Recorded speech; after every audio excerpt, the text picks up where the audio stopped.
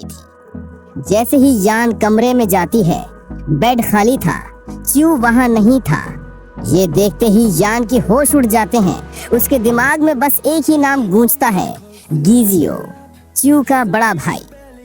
उसे पता था कि अगर च्यू भाग गया तो गीजियो उसे जिंदा नहीं छोड़ेगा। वो घबराकर कमरे में दौड़ती है उसे ढूंढने के लिए, और दरवाजे के पीछे चुपचाप वो साइको किलर खड़ा था। वो होश में आ चुका था। इससे पहले कि यान कुछ समझ पाती या चिल्ला पाती, च्यू उसे पकड़ लेता है। यान को लगता है बस आज मेरी जिंदगी का आखिरी दिन है। वो यान को दीवार से चिपका देता है और बेचारी यान की सारी ताकत उसके सामने जवाब दे जाती है। यान के दिमाग में बस एक ही सवाल घूम रहा था, ये हो क्या रहा है? ये बंदा 2 साल से बिस्तर पर पड़ा था, इसके मसल्स तो कबाड़ हो जाने चाहिए थे, फिर इसमें एक जानवर जैसी ताकत कहां से आई? वो चावू को समझाने की कोशिश करती है, देखो तुम्हारी हालत ठीक नहीं है, मुझे छोड़ो ताकि मैं डॉक्टर को बुला सकूं। लेकिन चावू उसे तुरंत चुप करा देता है और कहता है, चुप रहो और मेरे सवालों का जवाब दो। और फिर वो ऐसा सवाल पूछता है जिसे सुनकर यान के पैरों तले जमीन खिसक जाती है। वो पूछता है, मैंने तुम्हें कैद किया था या तुमने मुझे? ये सुनकर यान चिल्ला पड़ती है, मैंने तुम्हें कैद नहीं किया, आखिर तुम किस तरह की जिंदगी जीते थे? वो उसे बताती है कि वो 2 साल से बेहोश था, लेकिन चावू उसे पलटकर अपनी आंखों में घूरने लगता है। उसकी पीली आंखें अंधेरे में किसी शिकारी की तरह चमक रही थी। और फिर वो पूछता है, क्या चावू मेरा नाम है? क्या तुम मेरे लिए कोई जरूरी इंसान हो? और बस यही वो पल था जब यान के दिमाग की बत्ती जली। उसे समझ आ गया कि इसकी याददाश्त जा चुकी है। अब यान ने सोचा, बेटा अब आया ऊंट पहाड़ के नीचे। वो तुरंत अपना ड्रामा शुरू कर देती है। ऐसा दिखाती है जैसे उसे बहुत दुख हुआ है कि चावू उसे पहचान नहीं पा रहा। वो कहती है, हमारा रिश्ता बहुत गहरा और उलझा हुआ है जिसे यूं ही तोड़ा नहीं जा सकता। अरे भाई, गहरा रिश्ता मतलब उसने चावू को मर्डर करते हुए पकड़ा था। गजब की एक्टर है ये लड़की। लेकिन चावू इतना भी सीधा नहीं था। वो देखता है कि यान डर से कांप रही है और उससे पूछता है, क्या किसी ने तुम्हारी उंगली काटकर बेच दी थी? ये बातें उसके दिमाग में बची हुई कुछ टूटी फूटी यादें थी। यान और घबरा जाती है, लेकिन अपनी कहानी पर टिकी रहती है। वो उसे यकीन दिलाती है, नहीं नहीं, हम बहुत करीब हैं और तुम बहुत दयालु हो, इतने दयालु कि तुमने मुझे एक नेकलेस दिया था। दोस्तों, ये वही नेकलेस था जिससे चावू 2 साल पहले उसका गला घोटने की कोशिश कर रहा था। इस लड़की के दिमाग को तो मानना पड़ेगा। चावू को लगता है कि वो सच में एक बहुत बुरा इंसान होगा, लेकिन यान कहती है कि उसने उसे कभी कोई नुकसान नहीं पहुंचाया। इस पर चावू ठंडे दिमाग से पूछता है, क्यों? मैं तुम्हें नुकसान क्यों नहीं पहुंचाऊंगा? इस सवाल का यान के पास कोई जवाब नहीं था, लेकिन तभी चावू के सिर में तेज दर्द होता है और वो बेहोश होकर गिर पड़ता है। लेकिन दोस्तों, उसकी बेहोश होने से ठीक पहले यान ने कहानी का सबसे बड़ा बम फोड़ा था। जब चावू ने पूछा था कि वो उसे नुकसान क्यों नहीं पहुंचाएगा, तो यान ने कहा था, क्योंकि कानून के हिसाब से तुम ऐसा नहीं कर सकते, मैं तुम्हारी पत्नी हूँ। और शायद यही सदमा बेचारा बर्दाश्त नहीं कर पाया। अब इस घटना को 1 महीना बीत चुका है। यान अपने काम पर वापस आ गई है और एक क्लाइंट से उसके पेड़ के बारे में बात कर रही है, जिस पर पिछली रात बिजली गिरी थी। क्लाइंट को डर था कि ये उसके फौजी बेटे के लिए कोई बुरा संकेत है। यान पेड़ को चेक करती है और कहती है कि वो इसे ठीक कर देगी, लेकिन उसकी बॉस को डर था कि अगर ये काम बिगड़ गया तो सारा इल्जाम यान के सिर पर आ जाएगा। तो दोस्तों, यान को इन सब बातों से कोई फर्क नहीं पड़ता। उसके लिए बस ये मायने रखता है कि ये पेड़ उस बूढ़ी औरत के लिए बहुत जरूरी है, क्योंकि इसे उसके बेटे के जन्मदिन पर लगाया गया था। इसी वजह से उसे लगता है कि उन्हें इसे बचाने के लिए हर मुमकिन कोशिश करनी चाहिए। वो अपनी बॉस से पूछती है कि क्या ऑफिस में पेड़ों के लिए कोई दवा है? उसकी बॉस हाँ में जवाब देती है, लेकिन वो कुछ और कहने ही वाली होती है कि तभी यांग को एक कॉल आ जाता है। शायद उसकी बॉस ये बताने वाली थी कि यांग आजकल कितने तनाव में है, लेकिन यांग कॉल उठाने की इजाजत ले लेती है। और ये कॉल कहीं और से नहीं बल्कि हॉस्पिटल से था।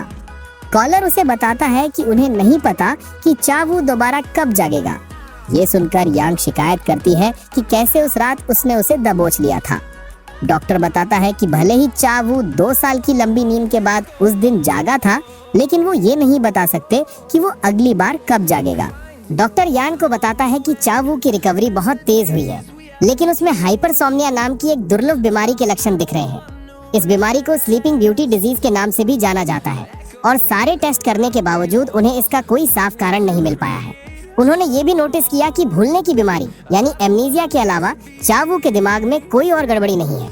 डॉक्टर के मुताबिक उन्हें सही डायग्नोसिस के लिए मरीज पर थोड़ी और नजर रखनी होगी। आमतौर पर जब हाइपरसोमनिया का मरीज सोता है तो कोई नहीं जानता कि वो अगली बार कब जागेगा। चावू के लिए ये समय 3 से 5 दिन तक बढ़ गया था, लेकिन अब 12 दिन हो चुके हैं और वो नहीं जागा है। फोन रखने से पहले यान डॉक्टर से कंफर्म करती है, तो आप कह रहे हैं कि आपको नहीं पता वो कब जागेगा? डॉक्टर हाँ कहता है और ये सुनते ही यान राहत की एक लंबी सांस लेती है। वो खुशी खुशी डॉक्टर को धन्यवाद देती है और उन्हें और मेहनत करने के लिए कहती है, लेकिन यान की आवाज का टोन सुनकर डॉक्टर हैरान रह जाता है।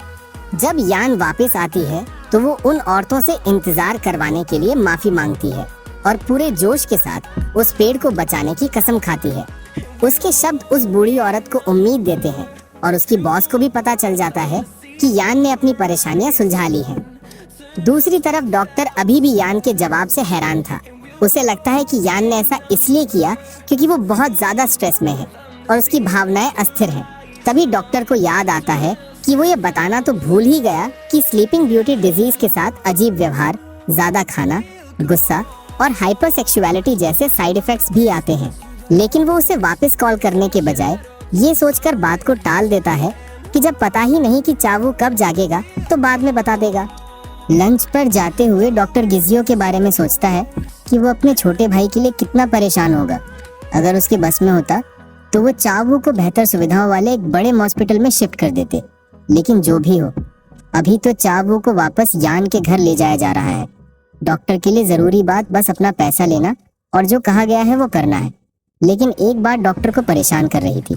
जब चावू जागा था तो वो बार बार दोहरा रहा था, प्लीज मत जागो, जो सच में बहुत अजीब था। तो दोस्तों, डॉक्टर से बात हुए कुछ दिन बीत चुके हैं। एक और आम सी रात है और यान घर पर है। सोने से पहले उसे चावू को चेक करना है। उसे चावू के साथ फंसे हुए 2 साल हो गए हैं, लेकिन इस वक्त वो बहुत शुक्रगुजार है क्योंकि अब वो चीज़ों को अपने फायदे के लिए इस्तेमाल कर सकती है। ऐसा इसलिए क्योंकि 1 महीने पहले उसने चावू से झूठ बोला था कि वो उसकी पत्नी है। ये एक बहुत बड़ा झूठ था जिसका उसे कुछ समय के लिए पछतावा भी हुआ। लेकिन अब जब वो शख्स बेहोश है जिससे उसे डर लगता है और किसी को नहीं पता कि वो कब जागेगा, तो उसे लगता है कि उसके पास अपनी गड़बड़ी को ठीक करने का मौका है। उसके लिए ये किसी चमत्कार से कम नहीं है। आज ही उसे हॉस्पिटल से डिस्चार्ज करके वापस यान के घर लाया गया था, इसलिए वो बस उसे चेक करना चाहती है। लेकिन उसकी हैरानी का ठिकाना नहीं रहता जब वो देखती है कि चावू बिस्तर पर नहीं है। उसके गायब होने से यान मन ही मन उसे कोसती है। वो उसे ढूंढने के लिए सड़क पर भागती है। वो जानती है कि उसकी हालत ठीक नहीं है, इसलिए वो ज्यादा दूर नहीं गया होगा। लेकिन पूरी जगह छान मारने के बाद भी जब वो उसे नहीं ढूंढ पाती तो वो सोचने लगती है कि अगर वो उसे नहीं मिली तो उसका क्या होगा।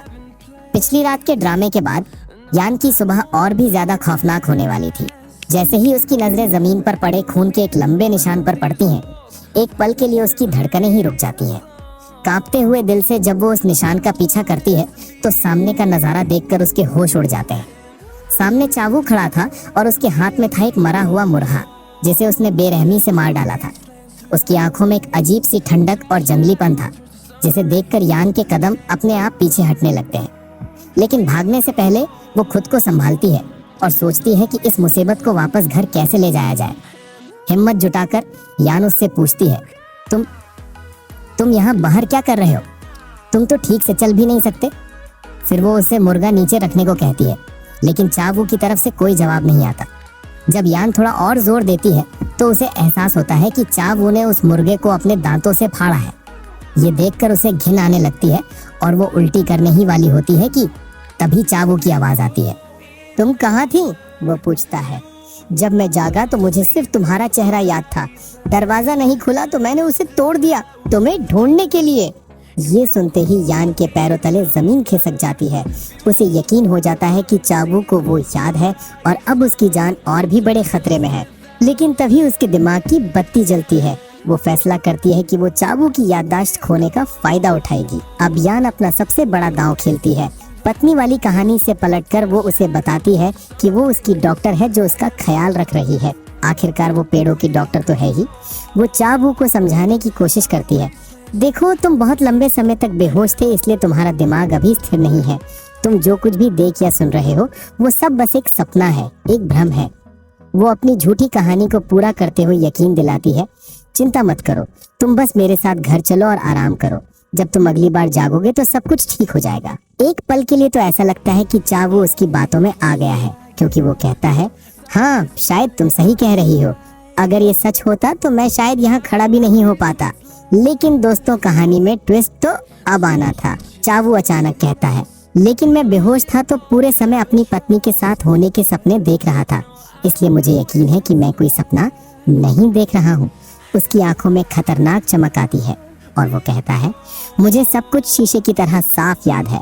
मेरी एक पत्नी है और वो पत्नी मुझसे ऐसे भागने की कोशिश कर रही है जैसे उसे मरने की कोई जल्दी हो। ये शब्द सुनते ही यान को ऐसा महसूस होता है जैसे किसी ने उसे अदृश्य बेलों से जकड़ लिया हो। वो भागना चाहती है, चिल्लाना चाहती है, कुछ भी कहना चाहती है, लेकिन उसके मुंह से एक शब्द नहीं निकलता। वो अपनी ही बिछाई जाल में बुरी तरह फंस चुकी थी। तभी चाबू उसकी खामोशी को तोड़ते हुए पूछता है, तुम्हारा नाम क्या है? यान सोच में पड़ जाती है कि अपना असली नाम बताए या नहीं, लेकिन चाबू की अधीरता देखकर वो घबरा जाती है। जब वो तीसरी बार पूछने की धमकी देता है तो यान झट से अपना नाम सोल ई यान बता देती है। अब चाबू उसकी एक और झूठी कहानी को पकड़ लेता है और पूछता है, तो तुमने मुझसे झूठ इसलिए बोला क्योंकि तुम मुझसे तंग आ गई थी और मुझे छोड़ना चाहती थी? यान फिर एक नया बहाना बनाती, नहीं नहीं, तुम गलत समझ रहे हो। मैंने झूठ इसलिए बोला क्योंकि मैं तुम्हें परेशान नहीं करना चाहती थी।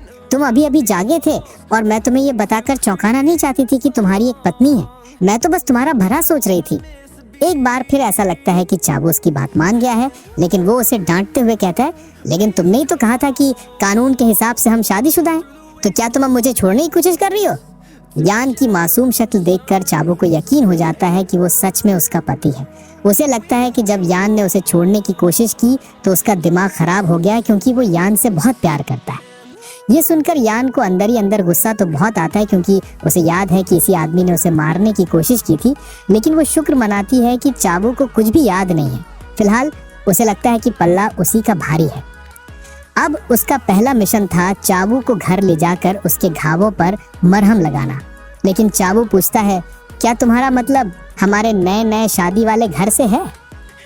बेचारी यान के पास हाँ कहने के अलावा कोई और रास्ता नहीं था। ऐसा लग रहा था कि सिचुएशन धीरे धीरे उसके हाथ से निकल रही थी।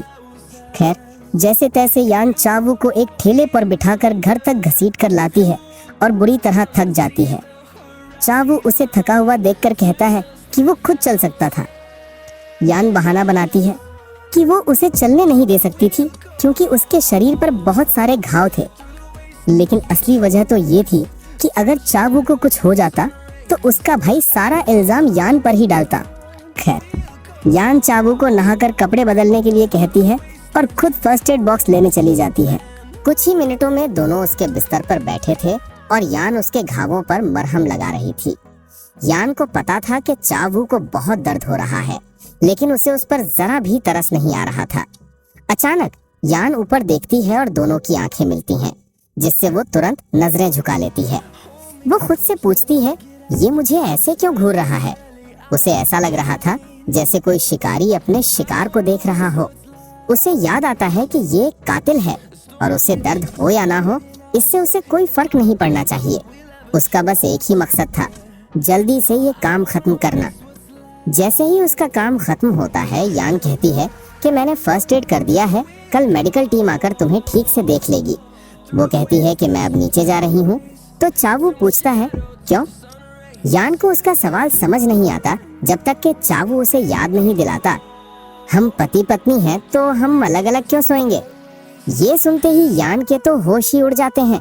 वो घबराहट में बहाना बनाती है कि तुम अभी भी एक मरीज हो, इसलिए हम साथ नहीं सो सकते। चावू मानता है कि हाँ मैं मरीज हूँ, लेकिन अब कोमा में तो नहीं हूँ ना, और ये कहकर वो यान के करीब आने लगता है। यान को अब समझ आता है कि उसने कितना बड़ा और खतरनाक झूठ बोल दिया है, लेकिन किस्मत से चावू एक पल के लिए पीछे हट जाता है और कहता है, ठीक है, मैं जानता हूँ कि मैं वैसा पति नहीं हूँ जैसा तुम मुझे जानती थी। मैं बस एक सब्जी की तरह चुपचाप यहाँ पड़ा रहूंगा और सांस लूंगा, मैं तुम्हें परेशान नहीं करूंगा। वो यान से रात उसके साथ बिताने के लिए कहता है। अब बेचारी यान के पास मना करने का कोई रास्ता नहीं था और वो एक कातिल के बगल में जाकर लेट जाती है। बिस्तर पर लेटे ही चावू कहता है कि मेरे मन में बहुत सारे सवाल हैं। यान मन में प्रार्थना करती है कि ये बस सो जाए, लेकिन फिर भी पूछती है, तुम्हें सबसे ज्यादा क्या जानना है? तब वो पूछता है, मैं कोमा में कैसे चला गया? यान उसकी जिद से परेशान हो जाती है, लेकिन तुरंत एक झूठी कहानी बना देती है। वो आधा सच बताती है कि हम पहाड़ों में थे और वहाँ से बहुत बुरी तरह गिर गए थे। ये सुनकर चावू चिंतित हो जाता है और पूछता है, क्या तुम भी गिरी थी? यान कहती है, हाँ, लेकिन मुझे ज्यादा चोट नहीं आई। उसे लगा कि अब सवाल खत्म हो गए, लेकिन चावू एक और सवाल दाग देता है, हमारी शादी कब हुई थी? वो जवाब देती है, 2 साल पहले। ये भी आधा सच था। चावू को ये सुनकर बहुत बुरा लगता है कि उसकी वजह से यान का हनीमून भी नहीं हो पाया।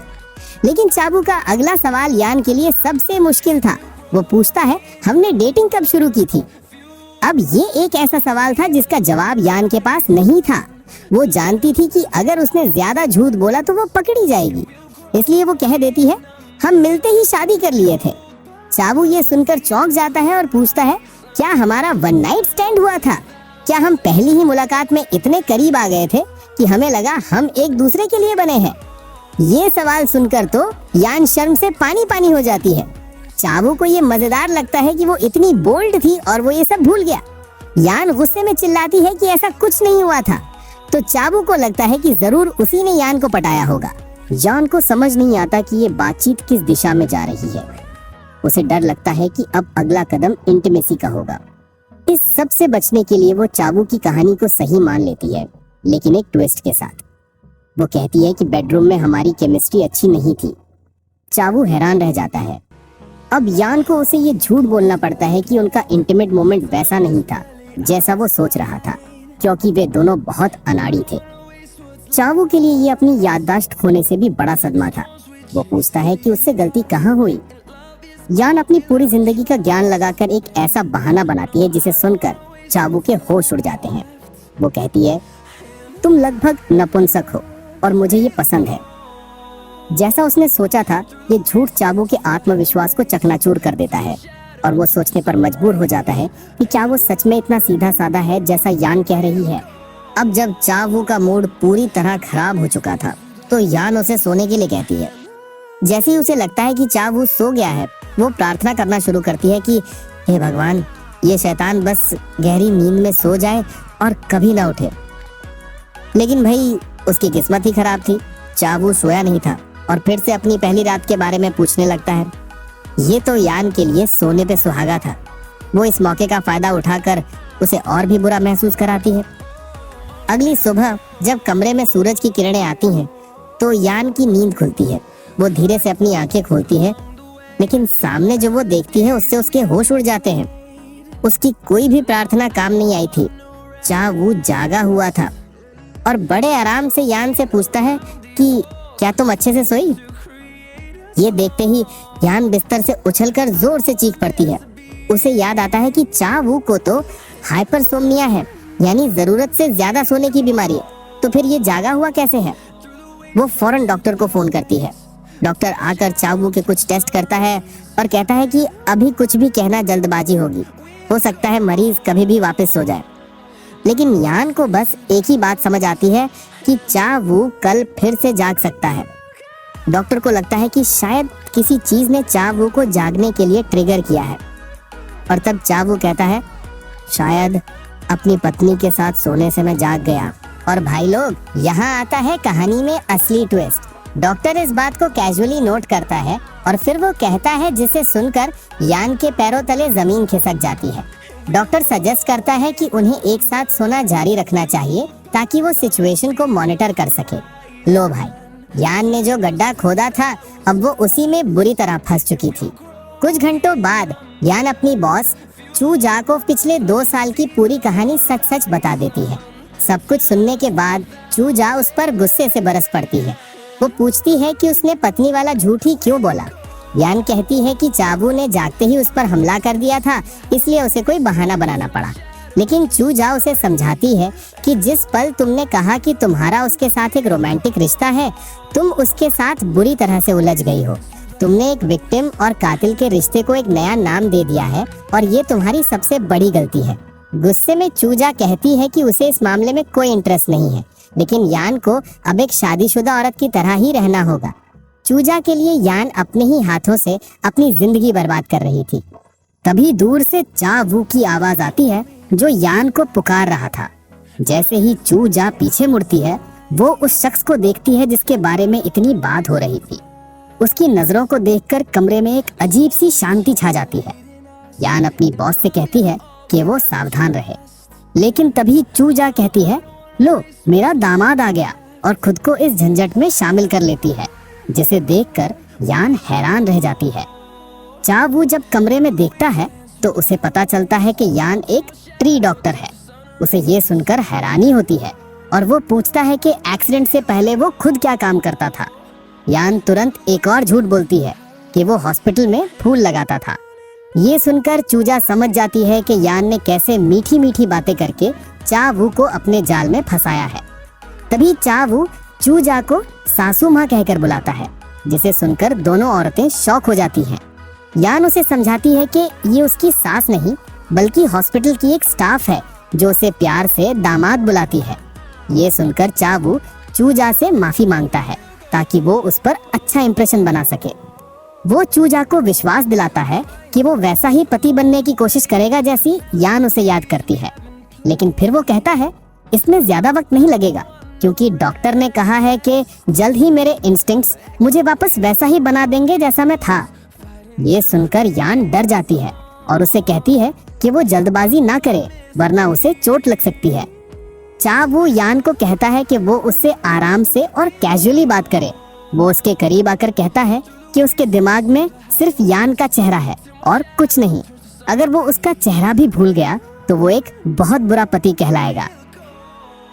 ये सुनते ही यान का दिल तो मानो सीने से बाहर आने को हो जाता है। एक पल के लिए उसे वो पल अच्छा लगता है, लेकिन अगले ही पल उसका दिमाग उसे याद दिलाता है कि वो इस खतरनाक आदमी के साथ फंसी हुई है। वो खुद को समझाती है कि ये प्यार व्यार कुछ नहीं, बस उस आदमी का खौफ है जो उसके दिल में बैठा है। वहीं चूजा ये सब देख रही थी और उसका माथा ठनक रहा था। उसे समझ आ रहा था कि इन दोनों के बीच जो चल रहा है वो नॉर्मल तो बिल्कुल नहीं है। उसने मन में ठान लिया कि वो इस चा वू की असलियत जान कर रहेगी। रात होती है। पूरा दिन चा वू से पीछा छुड़ाते छुड़ाते यान की हालत पतली हो चुकी थी। वो थक कर अपने बिस्तर पर गिर जाती है। उसे एहसास होता है कि अगर ये आदमी हर सुबह ऐसे ही तंदुरुस्त होकर उठता रहा तो उसकी जिंदगी जहन्नुम बन जाएगी। ये सोचकर ही उसकी आंखों से आंसू बहने लगते हैं। वो बस किसी तरह ये रात काटना चाहती थी। तभी उसके दरवाजे पर दस्तक होती है। बाहर चा वू था। उसकी आवाज में एक अजीब सी बेबसी थी। वो गिड़गिड़ा रहा था कि प्लीज मुझे बताओ कि ये सब सपना नहीं है। मुझे कोई सबूत दो कि मैं सच में मौजूद हूँ, कि मैं पागल नहीं हो रहा हूँ। यान दरवाजे की दूसरी तरफ खड़ी सब सुन रही थी। उसे याद आया, पिछली बार जब वो बाहर निकला था तो उसने घर के सारे दरवाजे खिलौनों की तरह तोड़ दिए थे, लेकिन आज वो यान के कमरे का एक मामूली सा दरवाजा नहीं तोड़ पा रहा था। और इसकी वजह थी यान का बोला हुआ एक झूठ।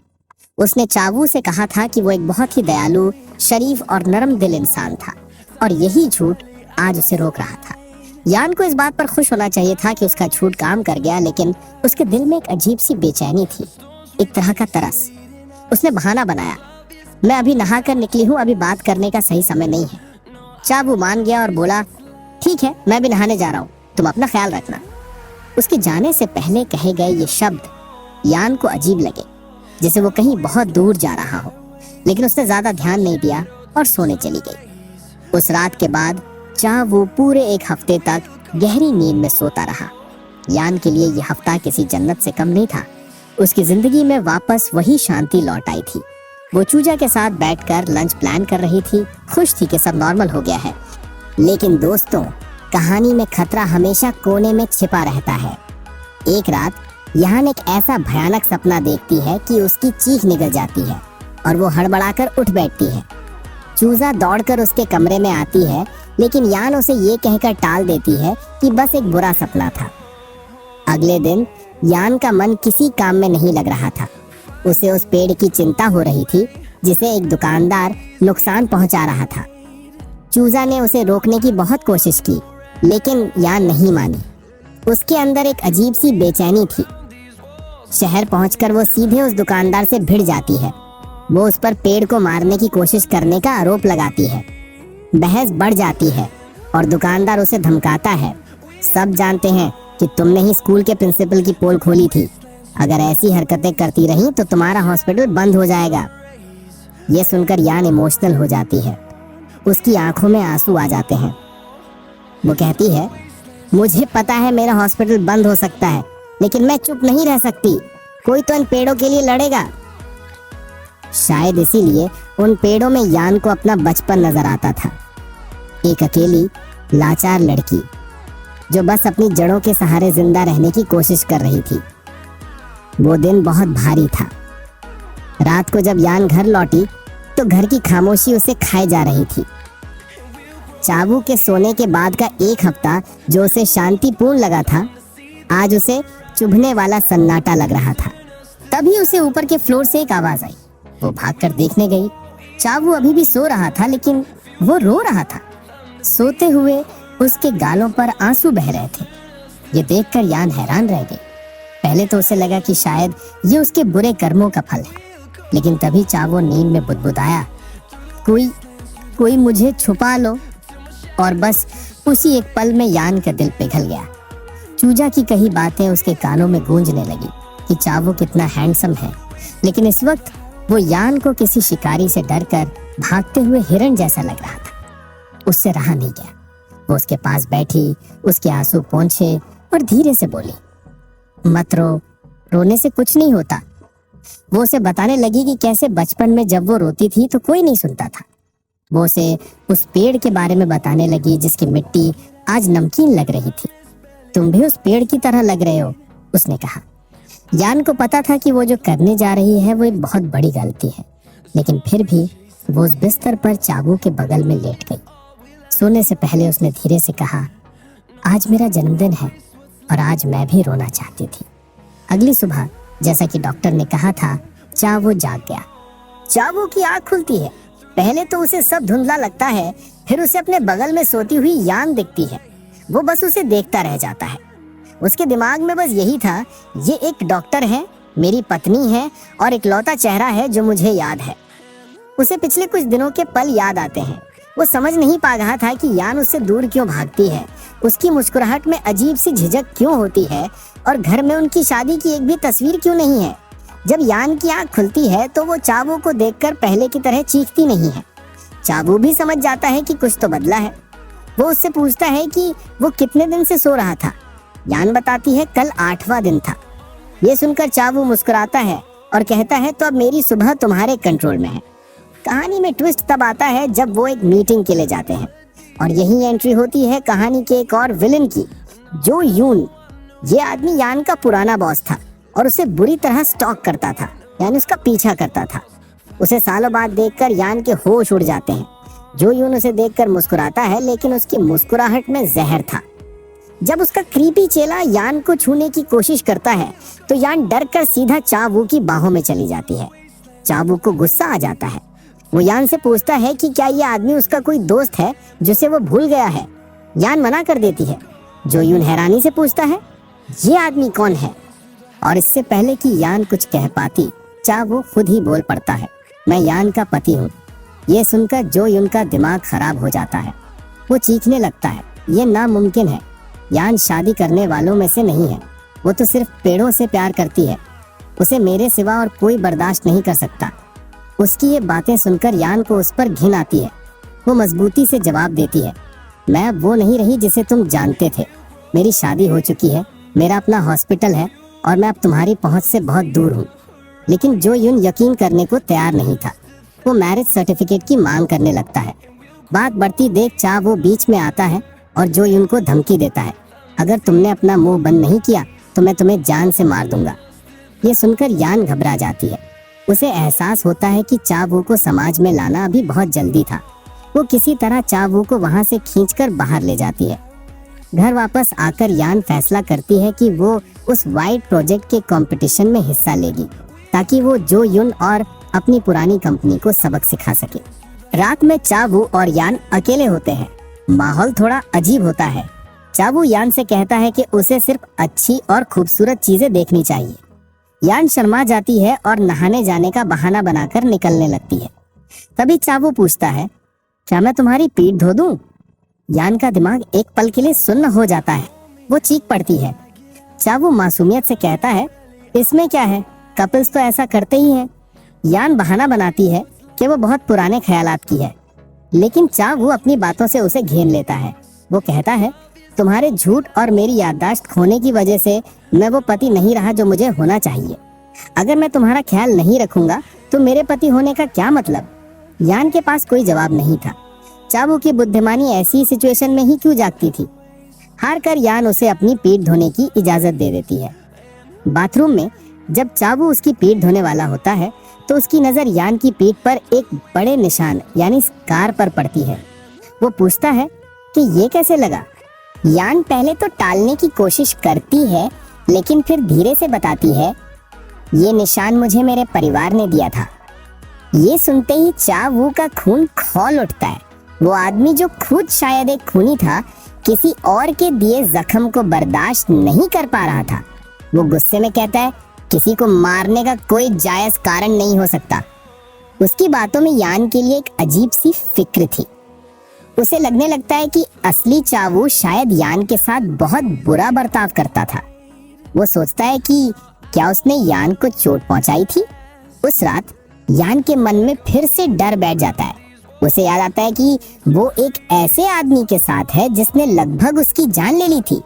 वो खुद को पागल कहने लगती है और खुद को मारने लगती है ताकि वो ये सच्चाई न भूले।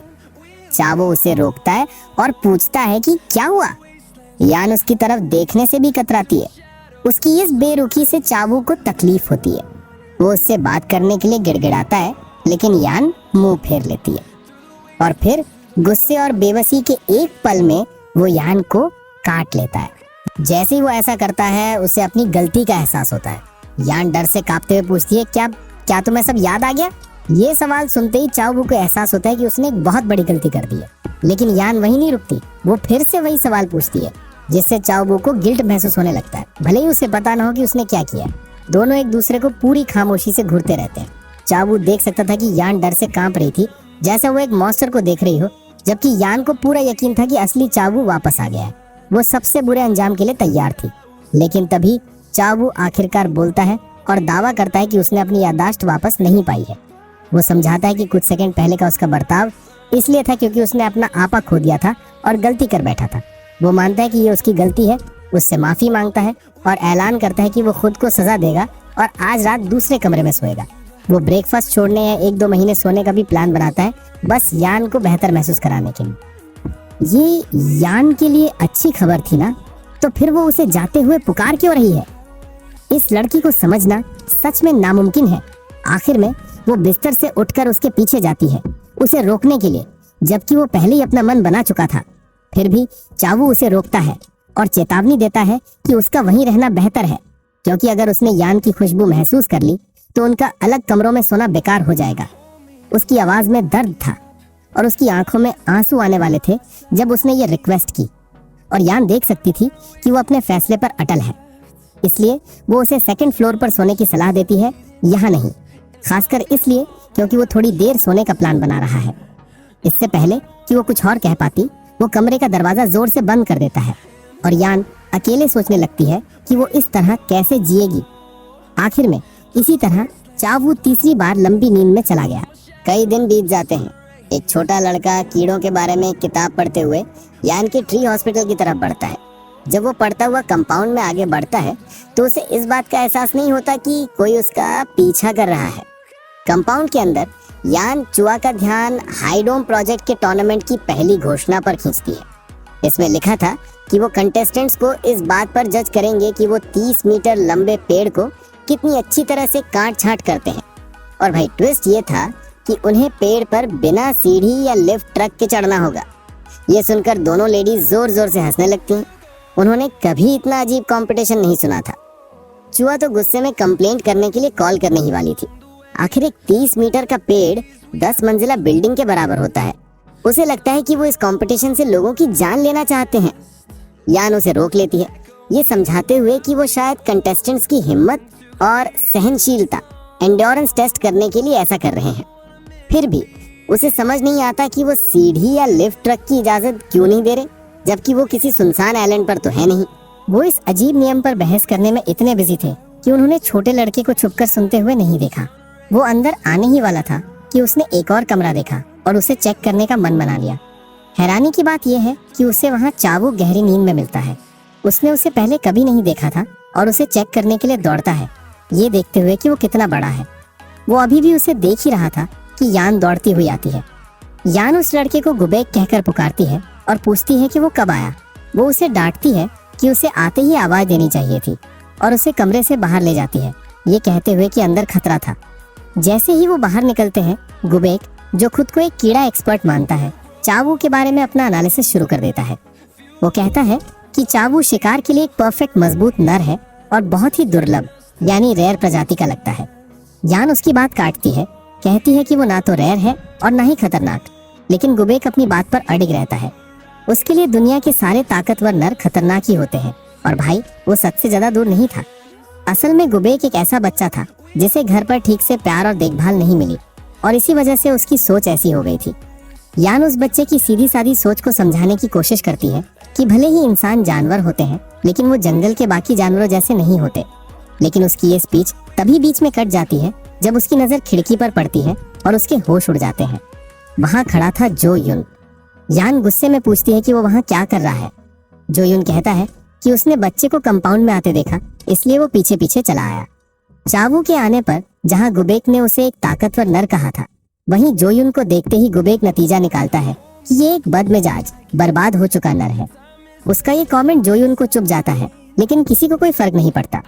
यान गुबेक को इंतजार करने के लिए कहती है जब तक वो इस आदमी से निपटती है। सबसे पहले वो जानना चाहती है कि जो युन उसके घर पर क्या कर रहा है और पुलिस को बुलाने की धमकी देती है। लेकिन जो युन उसकी धमकियों को हवा में उड़ा देता है और सीधा पूछता है, क्या वो लड़का तुम्हारा बच्चा है? यान समझ जाती है कि वो क्या सुनना चाहता है, इसलिए वो उसे थोड़ा ट्रोल करने का फैसला करती है और ऐसे बिहेव करती है जैसे गुबेक सच में उसका बेटा हो। ये सोचते ही जो युन के पैरों तले जमीन खिसक जाती है। वो बिलीव करने लगता है कि यान सालों पहले इसलिए गायब हो गई थी ताकि वो अपने प्रेग्नेंट होने की बात छुपा सके। यान उसे बताती है कि वो गायब नहीं हुई थी, बल्कि उसकी वजह से उसे नौकरी से निकाल दिया गया था। लेकिन जो युन का ड्रामा चलता रहता है। उसे लगता है कि यान ने उसे धोखा दिया है और वो एक फेलियर है। दिल टूटा हुआ वो चीख कर कहता है कि वो उसे इस तरह से कैसे धोखा दे सकती है और ऑर्डर देता है कि वो अभी के अभी फैमिली रजिस्ट्री ऑफिस चले। वो दावा करता है कि वो उसकी शादी की बात तभी मानेगा जब वो मैरिज सर्टिफिकेट देखेगा। लेकिन भाई यान को उसके इस ड्रामे से कोई फर्क नहीं पड़ता। वो आराम से पुलिस को फोन लगाती है और एक स्टॉकर के उसके घर में घुसने की रिपोर्ट कर देती है। वो उनसे जल्दी आने के लिए कहती है क्योंकि स्टॉकर या तो नशे में है या बस बेकार की बातें करके सीन बना रहा है। ये देखकर कि वो उसे स्टॉकर बुला रही है, जो यून और जोर से चिल्लाने लगता है। उसके मुताबिक वो यहाँ कोई क्रिमिनल नहीं है और यान सर्टिफिकेट ना दिखाकर बात को बढ़ा रही है। लेकिन यान शांत खड़ी रहती है। वो अब एक बिल्कुल अलग औरत बन चुकी थी। वो जानती थी कि जो यून यहाँ इसलिए नहीं है क्योंकि वो उससे प्यार करता है। वो जानती है कि जब उसे नौकरी से निकाला गया था तब उसने न जाने कितनी लड़कियों को लाइन मारी होगी। उसे यकीन था कि वो यहाँ सिर्फ इसलिए है क्योंकि उसे आज भी लगता है कि यान पहले की तरह कमजोर है। लेकिन भाई लोग, पिछले 2 साल में यान ने जो झेला था, जिस दिन से वो चावू से मिली, उसके शैतान भाई का सामना किया, उसके सामने ये जो युन तो एक मच्छर के बराबर था। जब वो उसकी बकवास सुनते सुनते थक जाती है तो वो उस पर मिट्टी फेंकने की धमकी देती है और उसे चेतावनी देती है कि वो उसकी पर्सनल लाइफ से दूर रहे। और ये सुनिश्चित करने के लिए कि वो सुनेगा, वो दावा करती है कि उसके पास अब एक बहुत डरावना पति है, यानी कि चावू। वो उसे उनकी पहली मुलाकात की याद दिलाती है और कहती है, मेरा पति काटता है और उसे चीजें दफनाना पसंद है।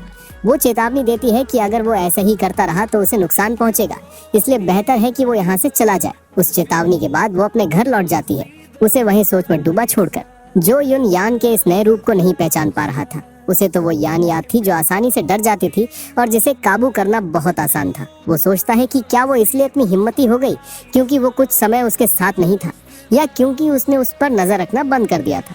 जो भी हो, वो जानता है कि उसने गलती कर दी है और जब यान उसके मुंह पर पर्दे बंद कर देती है तो वो खुद से वादा करता है कि वो उसे ठीक से वापस रास्ते पर लाएगा। अब यान की मुसीबत डबल हो चुकी थी। एक तरफ घर के अंदर एक कातिल और दूसरी तरफ घर के बाहर एक पागल आशिक। कितनी बुरी किस्मत है। इस बार जो युन मजाक नहीं कर रहा था। उसने स्टॉकिंग को एक नए लेवल पे पहुंचा दिया, इतना कि यान को आखिरकार पुलिस के पास जाना ही पड़ा। लेकिन पुलिस उसके दावों पर विश्वास करती नहीं दिखती। यान को पूरा यकीन है कि वो उसके पीछे फिर से पड़ गया है। क्यों? शायद इसलिए क्योंकि उसने उसे उस दिन 3 बार देखा था। लेकिन पुलिस को लगता है कि ये बस एक इत्तेफाक हो सकता है। फिर हर सुबह उसके दरवाजे पर गुलाब मिलते हैं, लेकिन वो इसका इल्जाम उस पर नहीं लगा सकते क्योंकि उस वक्त तो वो काम पर होता है। सच कहूँ तो पुलिस के पास उसके खिलाफ कोई सबूत नहीं था, इसलिए वो उसे गिरफ्तार नहीं कर सकते। लेकिन यान हार नहीं मान सकती। वो जानना चाहती है कि क्या वो कुछ कर सकते हैं जिससे जो यून उससे दूर हो जाए, क्योंकि उसे पूरा यकीन है कि वो उस पर नजर रख रहा है। वो उन्हें बताती है कि उसने उसे पहले भी स्टॉक किया था, लेकिन जब ऑफिसर ये सुनता है तो उसे शक होता है कि ये सब यान के दिमाग का फितूर है। वो इस संभावना पर इसलिए विचार करता है क्योंकि 2 साल पहले उसने एक हत्या की झूठी रिपोर्ट की थी। हाँ भाई लोग, ये वही केस था जिसमें चावू शामिल था, जिसे उसे कवर अप करना पड़ा था। फिर भी ये सुनकर यान पर कोई असर नहीं होता। जो चीज उसे हिला कर रख देती है वो ये है कि जो यून के स्टॉकिंग का कोई ऑफिशियल रिकॉर्ड ही नहीं है। ये खबर उसे इतना जोर से लगती है कि कुछ मिनट बाद वो अपने कमरे में सोए हुए चावू को देख रही होती है। वो बिल्कुल थकी हुई और हारी हुई लग रही थी, जैसे उसके पास कोई रास्ता नहीं बचा है और वो बस उसे जगाना चाहती है।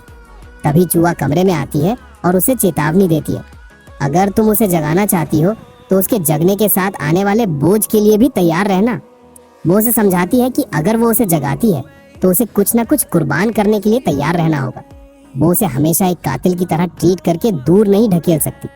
चूजा जानती है कि यान उसकी मदद चाहती है, लेकिन सलाह देती है कि अगर उसे मदद चाहिए तो उसे चावू को एक नए इंसान की तरह देखना होगा। अभी वो सिर्फ एक खाली बर्तन की तरह है, चूजा कहती है। पुराना वो जा चुका है और कोई नहीं जानता कि वो अब कौन है। तुम उसमें जो भरोगी वो वही बन जाएगा। अगर यान इस सच को नहीं अपना सकती तो बेहतर है कि वो उसे ना जगाए। लेकिन यान इस सच को कैसे अपनाए? उसने तो पहले ही खुद से कह दिया था कि एक कातिल हमेशा कातिल ही रहता है और उसे दूर कर दिया था। उसने ऐसा इसलिए किया ताकि वो एक भटके हुए इंसान को धोखा देने के गिल्ट से बच सके। जब वो खाद फर्टिलाइजर बना रही होती है तो वो खुद को इस बात के लिए कोसती है कि वो उसे दूर करने के बाद भी कितनी बेशर्मी से उसकी जरूरत महसूस कर रही है। वो खुद भी हैरान है कि वो इतनी स्वार्थी कैसे हो सकती है। वो जानती है कि अगर चाहो वो जाग गया तो वो उसकी स्टॉकर वाली प्रॉब्लम को चुटकी में खत्म कर सकता है, लेकिन उसे यकीन नहीं है कि वो एक कातिल पर भरोसा कर सकती है। आखिर में वो फैसला करती है कि उसे उस कातिल वाले हिस्से पर भरोसा करने की जरूरत नहीं है, लेकिन वो उसके नए हिस्से पर भरोसा कर सकती है जो सिर्फ उसके लिए जीना चाहता है।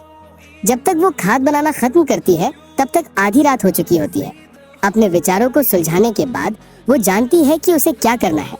तभी उसे अपनी खिड़की पर कोई अंदर झांकता हुआ दिखता है। वो जो यून था और एक बहुत ही क्रीपी आवाज में वो उससे कहता है, तुम्हारा कोई पति नहीं है। जैसे ही वो ये कहता है, चाहो वो आंखों में आंसू लिए जाग जाता है। उसके पास यान गहरी नींद में सोई हुई है, मतलब जो कुछ भी पहले हुआ वो बस एक बुरा सपना था। चाहो वो के जागने के थोड़ी देर बाद यान भी जाग जाती है और वो पूछता है कि वो कैसी है। यही तो यान चाहती थी, उसे जगाना। अब वो एक ऐसे आदमी को देख रही है जो कुछ घंटे पहले पत्थर की तरह बेजान पड़ा था, अब उसकी आंखों के सामने हिल डुल रहा था।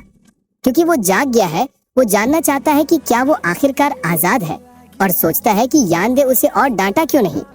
फिर भी वो शांत रहती है। उसके चेहरे को देखते हुए खुद से पूछती है कि उसे इतनी खुशी क्यों हो रही है। साफ है कि वो बहुत रोया है, लेकिन वो इस बात को टाल देता है और कहता है कि यान पतली लग रही है। उसकी तरह यान भी अब अपने बारे में कम और उसके बारे में ज्यादा सोचती है। वो 8 दिनों से सोया हुआ था और हर रात वो बुरे सपनों में कैद था। उसे समझ नहीं आया कि किस तरह के सपने उस जैसे आदमी को रुला सकते हैं। फिर भी उसने उसे उन बुरे सपनों में भटकने के लिए छोड़ दिया। ये सोचना ही बहुत बुरी बात थी और इसी वजह से वो उठ जाती है और रुला लगती है। यान को रोता देखकर चावू की चिंता बढ़ जाती है और वो जानना चाहता है कि क्या हुआ।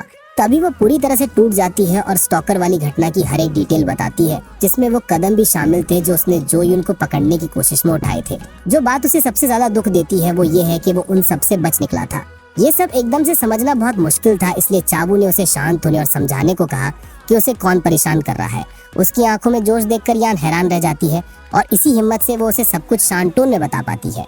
उसकी सारी बातें सुनने के बाद चावू ये नतीजा निकालता है कि यान बहुत कुछ सह रही है और उसने उसे इसलिए जगाया ताकि वो उसके लिए चीजों को संभाल सके। उसकी बातें सुनकर यान को लगता है कि वो उसे बेशर्म समझ रहा है, लेकिन वो ऐसा नहीं सोचता, बल्कि वो उसे जोर से गले लगाता है और कहता है कि उसने सही काम किया। भाई लोग, ये स्टॉकर की घटना के बारे में उसे मिलने वाला पहला हिम्मत भरा लफ्ज था। उसे याद आता है कि पुलिस ने उस पर विश्वास नहीं किया, लेकिन यहाँ चावू उसे सांत्वना दे रहा है। चावू चाहता है कि वो सब कुछ उस पर छोड़ दे। उसकी चमकती आंखों में देखकर साफ था कि जो यून ने अपनी औकात से बड़ा पंगा ले लिया है। चावू उसे तुरंत शिकार करने जाना चाहता है और चाहता है कि यान आराम करे, लेकिन वो उसे रोक देती है। इससे पता चलता है कि उसे दोषी की कितनी कम परवाह है। वो उसे एक कीड़ा बग कहता है। जब वो उसे रोक देती है तो वो उसकी तारीफ करता है कि वो कीड़ों के प्रति भी इतनी दयालु है। चाऊ कहता है कि वो कीड़ों के प्रति भी इतनी दयालु है, लेकिन कहता है कि कुछ भी करने से पहले उसे पकड़ना होगा। लेकिन तभी यान एक ऐसा बॉम्ब फोड़ती है जिससे चाऊ के होश उड़ जाते हैं। वो कहती है, मैंने उस कीड़े को पहले ही पकड़ लिया है। ये सुनकर चाऊ हैरान रह जाता है। वो दोनों देखने जाते हैं कि यान ने कितना अच्छा काम किया है और चाऊ ये देखकर बहुत इम्प्रेस होता है कि उसने जो यून को बहुत अच्छी तरह से बांधा है। यान बताती है कि वो जानती थी कि गांठ बांधने की स्किल एक दिन काम आएगी, इसलिए उसने इसे सीख लिया था। आज ये काम आई। चाऊ जानना चाहता है कि उसने उसे आखिर पकड़ा कैसे। यान बताती है कि उसने पेपर स्प्रे का इस्तेमाल किया, क्योंकि उसने सुना था कि ये कीड़ों पर अच्छी तरह से काम करता है। उसने पहले से ही एक खरीद लिया था। उसने इसका इस्तेमाल उसे अंधा करने के लिए किया और फिर उसे बेलचे या शॉवल से एक हल्का सा थप्पड़ मारा। जो यून जिसने वो थप्पड़ महसूस किया था जानता था कि वो हल्का सा बिल्कुल नहीं था, लेकिन इससे चाऊ को कोई फर्क नहीं पड़ा। वो बस इतना जानता है कि वो यान के इस काम से बहुत प्रभावित है। यान के मुताबिक इस गंदे आदमी के बार बार उसके घर में घुसने के बाद वो गुस्से से पागल हो गई थी, लेकिन चाऊ फिर से उसकी तारीफ करता है कि उसने रस्सी को इतनी सफाई से बांधा है। वो देख सकता है कि यान काफी स्किल्ड है। जब वो दोनों इतनी आराम से बात कर रहे होते हैं, उनका शिकार जो यून और भी घबरा जाता है। उसे समझ नहीं आता कि ये दोनों उसे इस तरह बांधने के बाद इतने शांत कैसे हैं, और नतीजा निकालता है कि ये दोनों पागल हैं। उसके लिए ये साफ था कि इनमें से कोई भी सामान्य नहीं है और उसके लिए चीजें अब बहुत बुरी होने वाली थी। तभी चावू उससे कहता है कि अब वो सब कुछ संभाल लेगा और यान को आराम करने की सलाह देता है। जाने से पहले यान उसे समझाती है कि वो काम उस पर इसलिए नहीं छोड़ रही है कि वो उसकी तरफ से गुस्सा हो, बल्कि इसलिए क्योंकि जो यून उनकी शादी पर शक कर रहा है और वो साबित करना चाहती है कि चावू उसका पति है। वो उसे फिर कभी नहीं देखना चाहती, लेकिन ये भी नहीं चाहती कि उसकी हत्या हो जाए। चाहे वो इस बात पर मुस्कुराता है और उसे विश्वास दिलाता है कि वो अपने कैदी को खत्म नहीं करेगा। उसका जवाब इतना शांत और समझदारी भरा होता है कि यान को लगता है कि चूजा उसके बारे में सही थी। वो सच में एक खाली बर्तन है और अब से वो जो कुछ भी बनेगा वो इस बात पर निर्भर करेगा कि यान उसमें क्या भरेगी। खैर, यूं ऐसा तब तक लगता है जब तक चाबू ये नहीं कहता कि मैं इसे मार नहीं सकता, क्योंकि ये इसे मारने के लिए सही जगह नहीं है। भाई लोग, ये सुनते ही यान के सारे बुरे सपने फिर से जाग जाते हैं, जिससे उसे यकीन हो जाता है कि वो इस आदमी पर भरोसा नहीं कर सकती। वो अब घबराने लगती है और चाहती है कि वो उससे वादा करे कि वो कोई हत्या नहीं करेगा, और वो करता है। दावा करता है कि वो बस उसके लिए उसे एक सबक सिखाएगा। वो उसे विश्वास दिलाता है कि वो अंदर जा सकती है, लेकिन जैसे ही वो जाती है, बंधे हुए जोयुन की दबी हुई आवाज आती है। वो यान से भीख मांगता है कि वो उसे चावू के साथ ना छोड़े। उसका भीख मांगना आखिर में बेकार जाता है और यान चली जाती है, जिससे जोयुन को एहसास होता है कि वो कितनी बड़ी मुसीबत में फंस चुका है। अब वो बस अपने कैदी की भावहीन आंखों से अपनी हालत का अंदाजा लगा सकता है कि वो कितना खतरनाक लग रहा है। वो जानता है कि वो एक खतरनाक आदमी के सामने है। ये दिखाने के लिए कि वो कितना सीरियस है, चावू उसके ऊपर झुकता है और उसका नाम पुकार कर पूछता है कि उसका ठिकाना कहाँ है। ये देखकर कि वो जवाब नहीं दे सकता, वो उससे जवाब निकलवाने की कोशिश करता है जब तक उसे याद नहीं आता कि उसके होंठ सील हैं। फिर वो गैस करने का फैसला करता है कि उसका ठिकाना कहाँ है और उसे घसीट कर ले जाता है। जैसे ही उसके साथ बुरा बर्ताव किया जाता है, जो यून अपनी रिहाई की मांग करने के लिए छटपटाता है। वो जानता है कि उसे सुना नहीं जा सकता, लेकिन फिर भी कोशिश करता रहता है। उसके लिए कोई तरीका नहीं था कि उसका ठिकाना पता चल जाए जब तक उसे ठीक उसी बिल्डिंग में घसीट कर नहीं ले जाया जाता जिसका वो इस्तेमाल करता था। वो हैरान था, सोच रहा था कि उसे कैसे पता चला। तो चाबू उसकी इस उलझन को शांत करने का फैसला करता है। वो समझाता है कि जब वो पहली बार घर से बाहर निकला था तो उसने उस घर को देखा और तुरंत समझ गया कि वहां से उस पर और यान पर जासूसी की जा सकती है। उस एहसास ने उसे ये समझने में मदद की कि ये स्टॉकर उस घर को जरूर खरीदेगा, और वो सही था। चावू को ये मजेदार लगता है और वो जो यून को कहता है कि उसे और सावधान रहना चाहिए था। वो कहता है, बेवकूफ की तरह बिहेव करने से हमेशा हार ही होती है, इसलिए तुम्हारे लिए कुत्ते की तरह बिहेव करना ही बेहतर है। उस बात के बाद चावू की शैतानी मुस्कान देखकर जो यून की रूह कांप जाती है। वो तुरंत समझ जाता है कि अगर उसे इस कंपाउंड के अंदर ले जाया गया तो वो जिंदा नहीं बचेगा। वो आसपास देखता है कि क्या उसे कोई मदद मिल सकती है। खुशकिस्मती से उसे आधी रात में आराम से घर जाता हुआ एक आदमी दिखता है। वो उस आदमी को अपने बचाने वाले के रूप में देखता है और मदद के लिए भीख मांगने की कोशिश करता है, लेकिन उसका बचाने वाला कोई जवाब नहीं देता। वो बस वहीं खड़ा होकर थोड़ी देर देखता है और फिर अपने घर चला जाता है। जो यून को उस किस्मत पर छोड़कर जो चाह वो ने उसके लिए तय की है। और भाई लोग, यहाँ आता है एक और बड़ा ट्विस्ट। सड़क पर वो अनजान आदमी कोई अनजान आदमी या बचाने वाला नहीं था। वो पिछले 2 सालों से यान और चावू पर नजर रख रहा था, और इतने समय बाद अपने मालिक को इतने करीब से देखकर वो खुशी से झूम उठता है। आखिरकार चावू उसका यंग मास्टर है, और उसे अपने आप ऐसे कचरे को साफ करते देखकर यह साबित होता है कि उसने सच में अपनी याददाश्त खो दी है। उसे लगता है कि उसके मास्टर की उंगलियां अब गंदी हो गई हैं और उसे उनकी बेहतर देखभाल करनी चाहिए, क्योंकि वो बहुत कीमती हैं। वो जानता है कि भले ही चावू बच्चा बन जाए, वो जो यून जैसे कीड़ों को आराम से संभाल लेगा, लेकिन सब कुछ साफ सुथरा करने के लिए वो बीच में आने का फैसला करता है। ऐसा करने के लिए वो एक फोन कॉल करता है और अपना नाम बोम ही बताता है। सुबह तक यान आखिरकार एकदम फ्रेश होकर जागती है। काफी समय हो गया था जब से वो इतनी अच्छी तरह से सोई थी या अपने कमरे में सोई थी। जल्द ही वो खुद से पूछती है कि वो अपने कमरे में कर क्या रही है। तभी उसे एहसास होता है कि पिछली रात उसने जोयून को चाबू के साथ छोड़ने की गलती की थी। तुरंत वो जोर से चीखती है और उससे मिलने के लिए नीचे दौड़ती है। उस समय वो फूलों को काट छाट रहा होता है, लेकिन जब तक वो पहुंचती है वो अपना काम खत्म कर चुका होता है और उसका स्वागत करने के लिए तैयार होता है।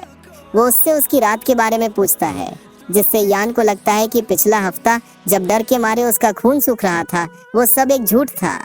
वो उससे पूछती है कि वो क्या कर रहा है, और वो जवाब देता है, फूल सजावट की प्रैक्टिस कर रहा हूँ।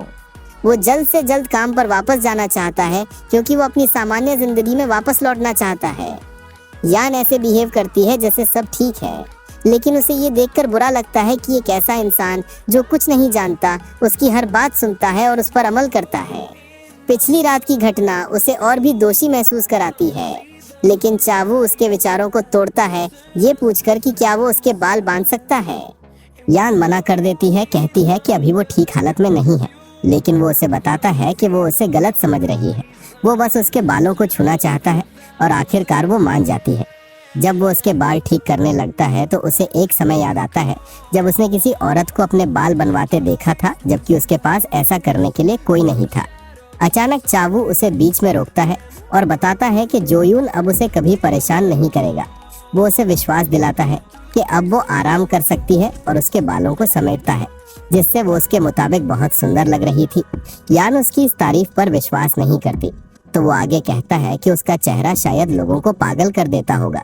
ये सुनकर यान का दिमाग आग बबूला हो जाता है, तो वो उसे शांत करता है ये पूछकर कि क्या वो भूखी है।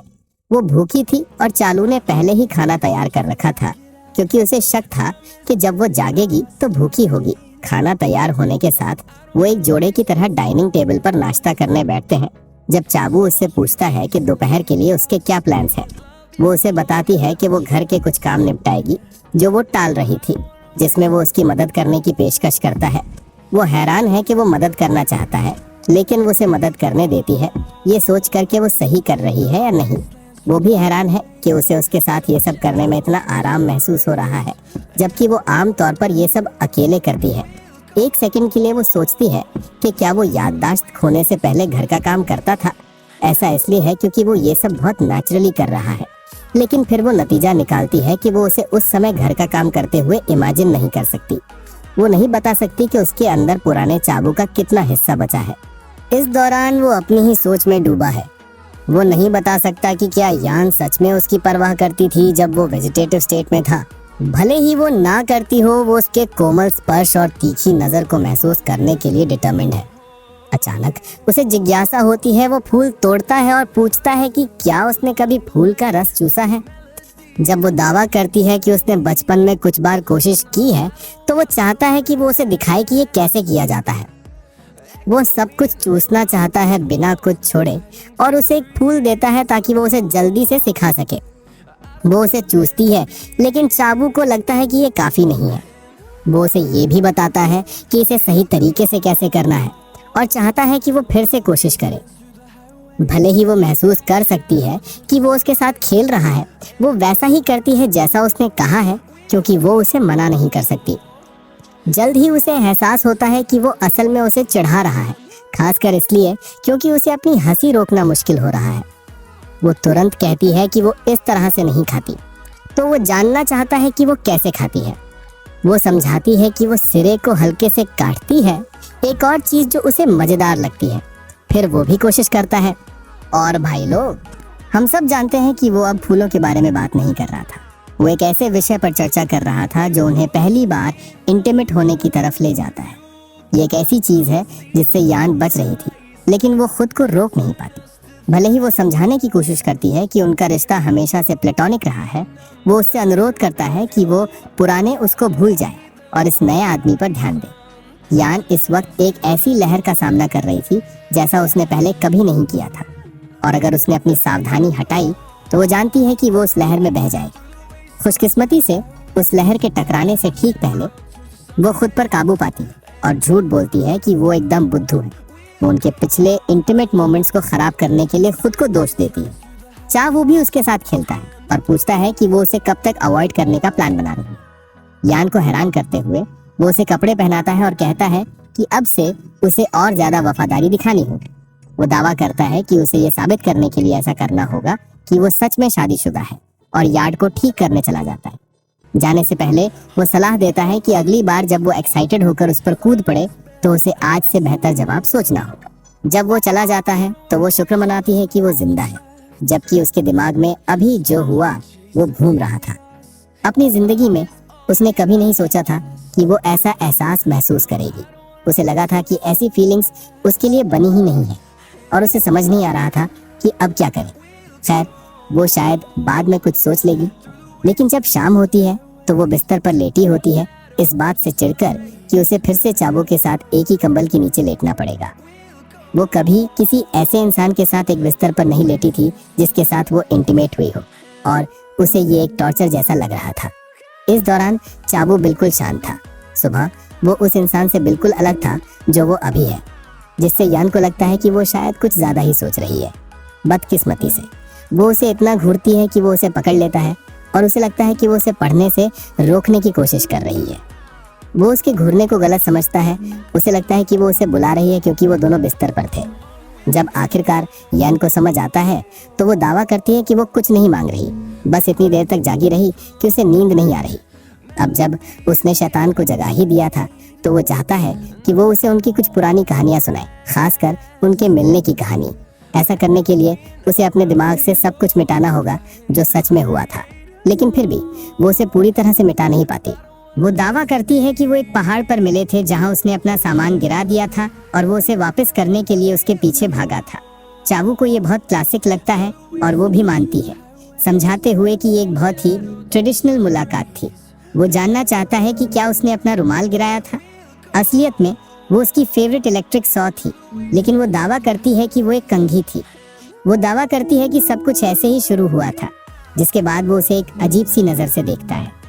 जब वो पूछती है तो वो दावा करता है कि वो नज़र इसलिए है क्योंकि वो खुश है कि उस दिन उसे पहाड़ पर भेजा गया था, जबकि यान 1000 बार पछताती है कि वो उस दिन पहाड़ पर क्यों गई। जिस तरह से चीजें जा रही थी वो जानती थी कि वो और सवाल पूछेगा, इसलिए वो नींद आने का नाटक करती है ताकि ये सवाल जवाब का सेशन खत्म हो। जब वो लाइट्स बंद कर देता है ताकि वो बेहतर सो सके, यान देखती है कि वो फिर से रो रहा है और पूछती है क्यों। भले ही उसे पहले नींद नहीं आ रही थी, अब उसे और बुरा लग रहा था, और वो उसके आज के सारे मूड स्विंग्स को याद करती है।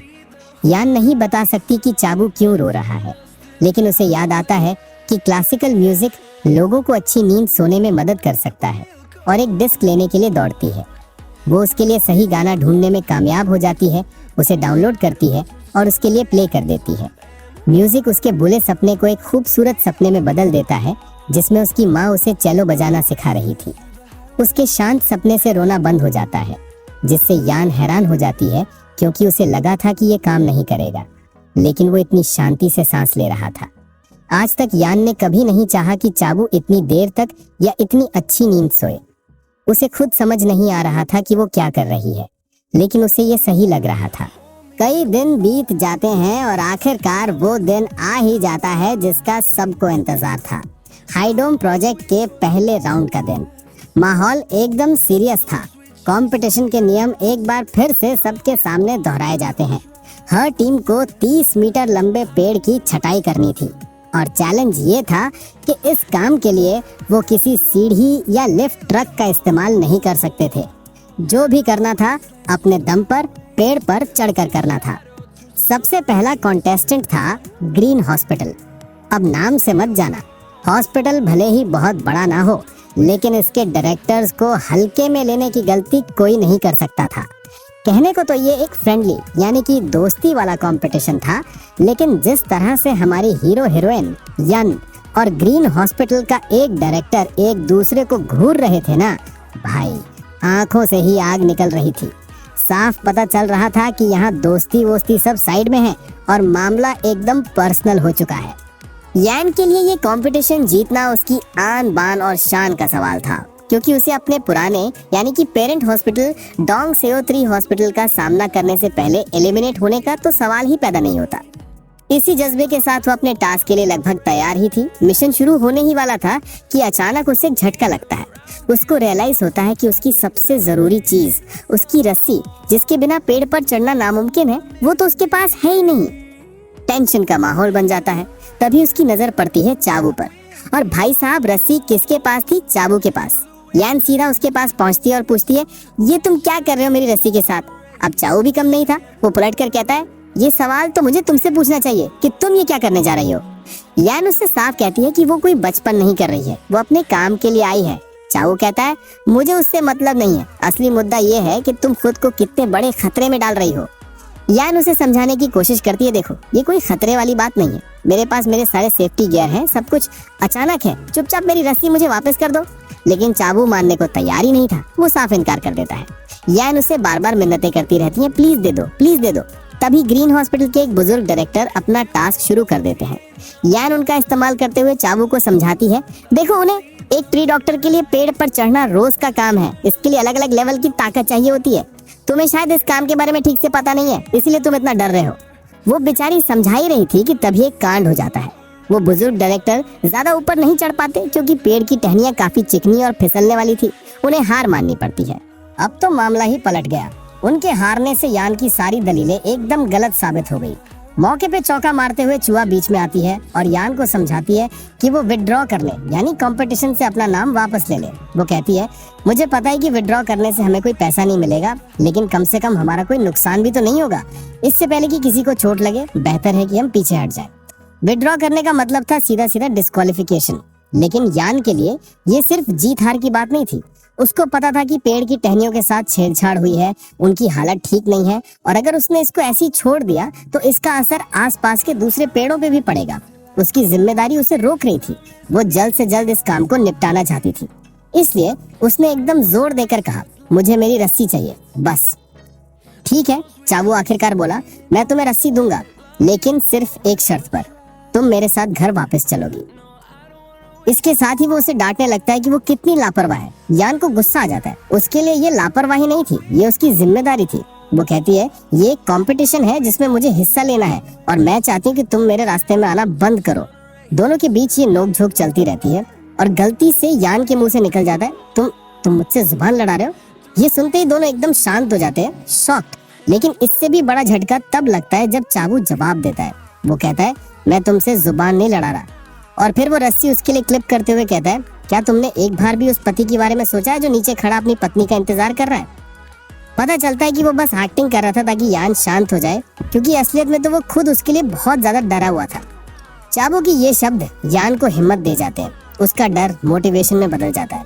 इतने में चुहा भी उसके पास आती है और उसे आरी पकड़ाते हुए कहती है, ध्यान से करना। उस आरी को देखते ही यान को याद आता है कि कैसे एक बार चाबू का खून इस पर लगा था और आज वही इंसान उसके लिए इतना परेशान हो रहा है। वो सोचती है कि वो तो अपनी ख्याली दुनिया में जी रहा है, अजीब बात तो ये है कि मैं खुद को उसकी दुनिया में क्यों खींचने दे रही हूँ। इन सब सोचों को झटक कर वो आखिरकार पेड़ पर चढ़ना शुरू कर देती है और भाई सब देखते ही रह जाते हैं। पता ही नहीं चलता कि कब वो देखते ही देखते पेड़ के शिखर के पास पहुंच जाती है। नीचे खड़ा हर इंसान हैरान था। किसी ने नोटिस ही नहीं किया कि वो इतनी ऊपर कब चढ़ गई। अब हर कोई उसके लिए चीयर कर रहा था। सबको लग रहा था कि वो ये कर दिखाएगी। लेकिन ऊपर इतनी ऊंचाई पर यान को कुछ और ही महसूस हो रहा था। वो मन ही मन सोच रही थी कि ओ बाप रे, मुझे तो अभी रियलाइज हुआ कि मुझे ऊंचाई से डर लगता है। उसको आज तक इसलिए पता नहीं चला क्योंकि वो अपने जिंदगी में कभी इतनी ऊंचाई पर चढ़ी ही नहीं थी। पर उसकी सबसे बड़ी प्रॉब्लम अब शुरू हुई थी। जैसे ही उसने अपने इस डर को पहचाना, उसके शरीर ने ठीक से काम करना बंद कर दिया। उसके हाथ पैर कांपने लगे। वो बुरी तरह से डर गई थी, लेकिन इतनी दूर आने के बाद वो काम को अधूरा छोड़ने का सोच भी नहीं सकती थी। वो पेड़ से ही बात करने लगती है, बस 1 मिनट और, मैं अभी इस काम को खत्म कर दूंगी। वो अपना बैलेंस बनाए रखने पर फोकस कर ही रही थी कि अचानक उसका बैलेंस बिगड़ता है और वो फिसल जाती है। नीचे से चूहा ने ये मंजर देख लिया। वो जोर से चिल्लाई, यान यान, लेकिन तब तक बहुत देर हो चुकी थी। वो नीचे गिर रही थी। मैं गिर रही हूँ, ये यान का पहला ख्याल था। जैसे ही उसके हाथ टहनी से छूटे, वो पेड़ से नीचे झूल रही थी। उसने अपनी आंखें जोर से बंद कर ली, ये सोचकर कि अब वो जमीन से टकराएगी और सब खत्म। लेकिन कुछ हुआ ही नहीं। हैरान होकर उसने अपनी आंखें खोली और उसने किसी ऐसे इंसान को देखा जिसकी उसने सपने में भी उम्मीद नहीं की थी। चावू यानी जेवू। उसका एक हाथ यान की कमर पर लिपटा हुआ था और दूसरे हाथ से वो खुद पेड़ से लटका हुआ था। उसने आते ही पूछा, तुम ठीक हो? जबकि यान इतने शॉक में थी कि उसके मुंह से सिर्फ उसका नाम निकला, चावू। चाबू ने उसे खींचकर अपनी गोद में बैठा लिया। अभी भी उसके लिए बहुत परेशान था। वो पूछने ही वाला था कि कहीं चोट तो नहीं लगी कि अचानक यान जोर से चिल्लाई और उल्टा उसी को डांटना शुरू कर दिया। भाई उसने तो चाबू की क्लास लगानी शुरू कर दी। वो गुस्से में बोली, तुम्हारी हिम्मत कहाँ से हुई बिना किसी सेफ्टी गियर के पेड़ पर चढ़ने की?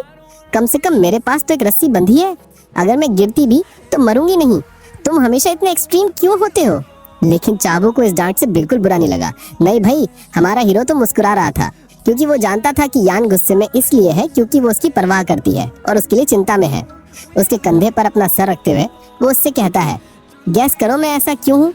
उसकी इस हरकत से यान शर्मा जाती है और सोचती है, सीरियसली ये आदमी भी ना। चाबू उससे कहता है, अब तुम डिसाइड करो, क्या मैं तुम्हें ऐसे ही नीचे खींच कर ले जाऊं या इस काम को अंजाम तक पहुंचाएं?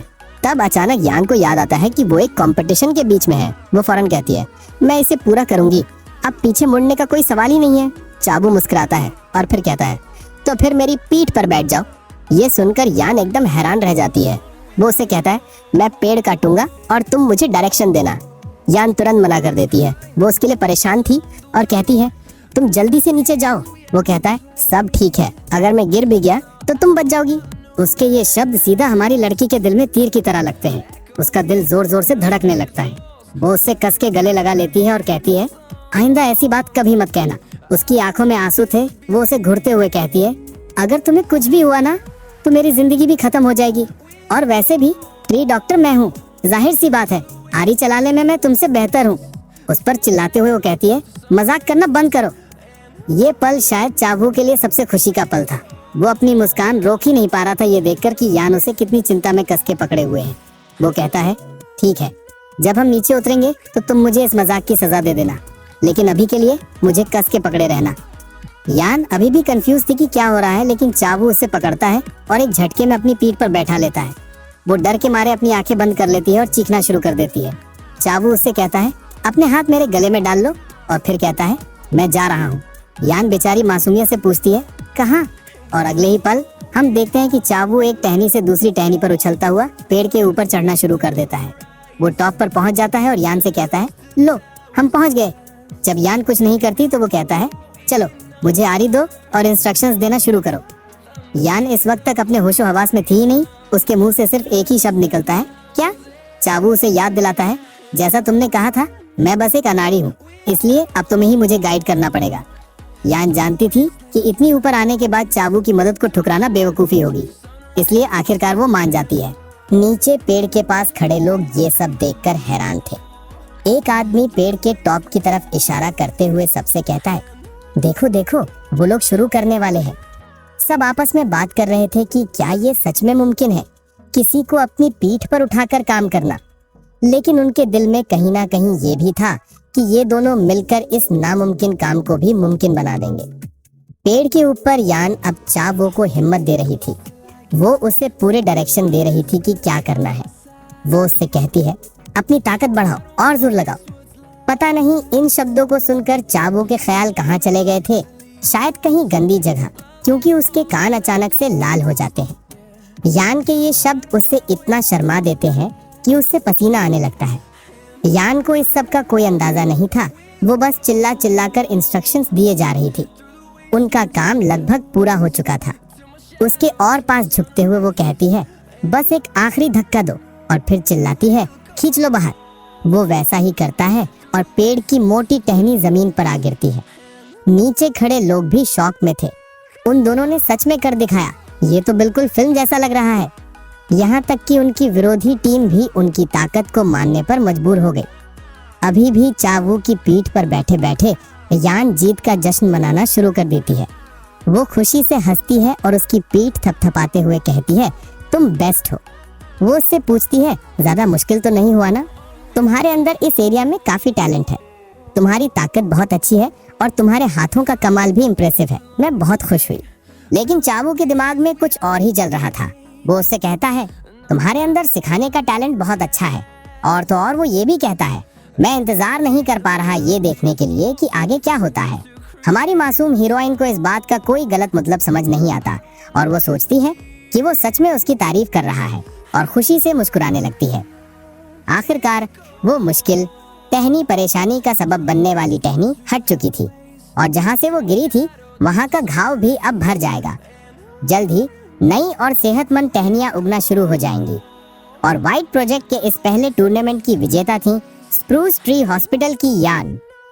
इस वक्त चुआ से ज्यादा हैरान और कोई नहीं था। सीन शिफ्ट होता है और तीनों एक रेस्टोरेंट में अपनी जीत का जश्न मना रहे होते हैं। चुआ बार बार उस मंजर को डिस्क्राइब कर रही थी कि कैसे चावू ने यान को बचाया। पहले तो वो परछाई की तरह तुम्हारा पीछा कर रहा था, लेकिन जैसे ही तुम लड़खड़ाने लगी वो उछला और एक चीते की तरह उस पेड़ पर चढ़ गया।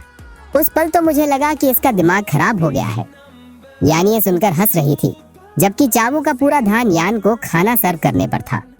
चुआ जिद करती है कि हीरो को पहला ड्रिंक मिलना चाहिए, लेकिन यान इस बात पर ऐतराज जताती है। अपने हाथ हिलाते हुए वो कहती है, जो इंसान अभी भी बीमार है उसे शराब नहीं पीनी चाहिए। चुआ एक पल के लिए रुकती है और फिर चिल्लाकर कहती है, अगर कोई ऐसा इंसान एक औरत को इतनी ऊंचाई से उठा सकता है तो वो बीमार नहीं है, वो तो मर चुका है, मतलब वो सुपर ह्यूमन है। यान कहती है कि उसका ये मतलब नहीं था।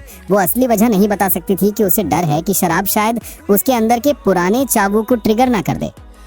चुआ जिद करती है कि वो उसे ड्रिंक देकर रहेगी, लेकिन यान उसके हाथ से बोतल छीन लेती है और खुद पी जाती है।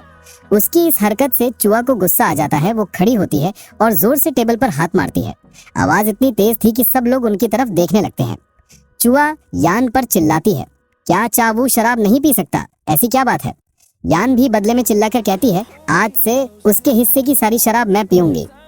चावू उसे रोकने की कोशिश करता है, लेकिन वो नहीं सुनती। वो चुआ से कहती है, जिन लोगों को मेंटल इलनेस होती है वो भी इंसान होते हैं, इसलिए लोगों को सिर्फ उनकी फिजिकल कंडीशन देखकर जज नहीं करना चाहिए। वो जिद करती है कि वो उसके लिए सारी शराब पिएगी। कुछ ही मिनट बाद यान को अपने फैसले पर पछतावा होने लगता है।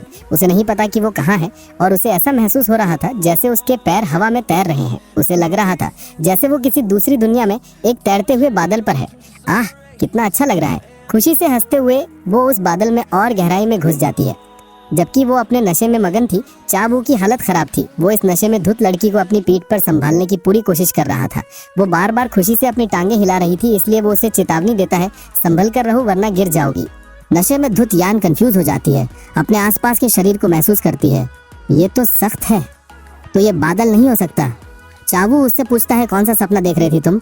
और तुमने ही कहा था ना कि तुम पी नहीं सकती, तो इतनी ज्यादा क्यों पी ली? वो उससे कहती है, अगर मैं नहीं पीती तो तुम्हें पीनी पड़ती।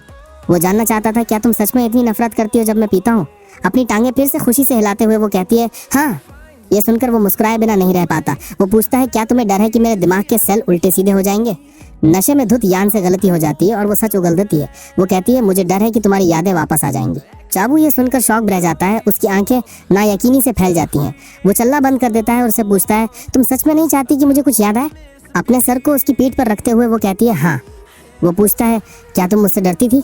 वो कहती है, हाँ। वो आगे पूछता है, क्या मैंने तुम्हें कभी फिजिकली चोट पहुंचाई? वो फिर से कहती है, हाँ। वो जानना चाहता था, क्या अक्सर ऐसा होता था? वो उससे कहती है, भले ही हमेशा तुम नहीं होते थे, लेकिन तुम्हें देखकर लगता था जैसे तुम्हें इसकी आदत है। उसका ये जवाब चावू को अपने गुजरे हुए कल से नफरत करने पर मजबूर कर देता है। वो अपने पुराने मैं को मन ही मन गाली देता है और कहता है वो एक ऐसा इंसान था जिसे कभी आज़ाद नहीं करना चाहिए था। वो जानवरों से भी बदतर एक कचरा था और उसे हमेशा के लिए दफन कर देना चाहिए था। उसे गुस्सा आता है कि उसके पुराने मैं ने सारा दर्द यान को सहने के लिए छोड़ दिया। दर्द में वो उससे पूछता है, तो तुमने मुझे वापस क्यों लाया? जब मैं उस पहाड़ से गिरा था तो मुझे वहीं छोड़ सकती थी। तुम खूबसूरत हो, स्मार्ट हो, अमेजिंग हो और यंग हो। तुम कहीं भी अच्छी जिंदगी जी सकती थी, तो फिर मेरे जैसा कोई क्यों? नशे में धुत यैन को 2 साल पहले अपने भाई से किया हुआ वादा याद आता है। वो चाओ वू से कहती है, जो हमारे बीच है वो एक असली वादा है। ये एक फर्ज है जिसे तोड़ा नहीं जा सकता। इसलिए लोगों से कहा जाता है कि कॉन्ट्रैक्ट साइन करने से पहले ध्यान से सोचें। भले ही मुझे इसका पछतावा हुआ और ये बहुत दर्दनाक था, अगर मुझे वक्त में पीछे जाने का मौका मिले तब भी मैं तुम्हारे साथ ही साइन करूंगी। उसके ये शब्द चाओ वू के दिल पर गहरा असर करते हैं। वो सोचता है कि वो उनके शादी के कॉन्ट्रैक्ट के बारे में बात कर रही है और ये सोचकर बहुत इमोशनल हो जाता है।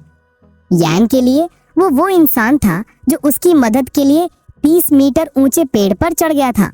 वो इंसान जिसने कहा था कि वो कभी हार नहीं मानेगा, चाहे हालात कितने भी खराब क्यों ना हो। यान सोचती है, जाहिर है एक बार जब मैं जिम्मेदारी ले लेती हूँ तो पीछे नहीं हट सकती, भले ही वो चावू जैसा इंसान ही क्यों ना हो।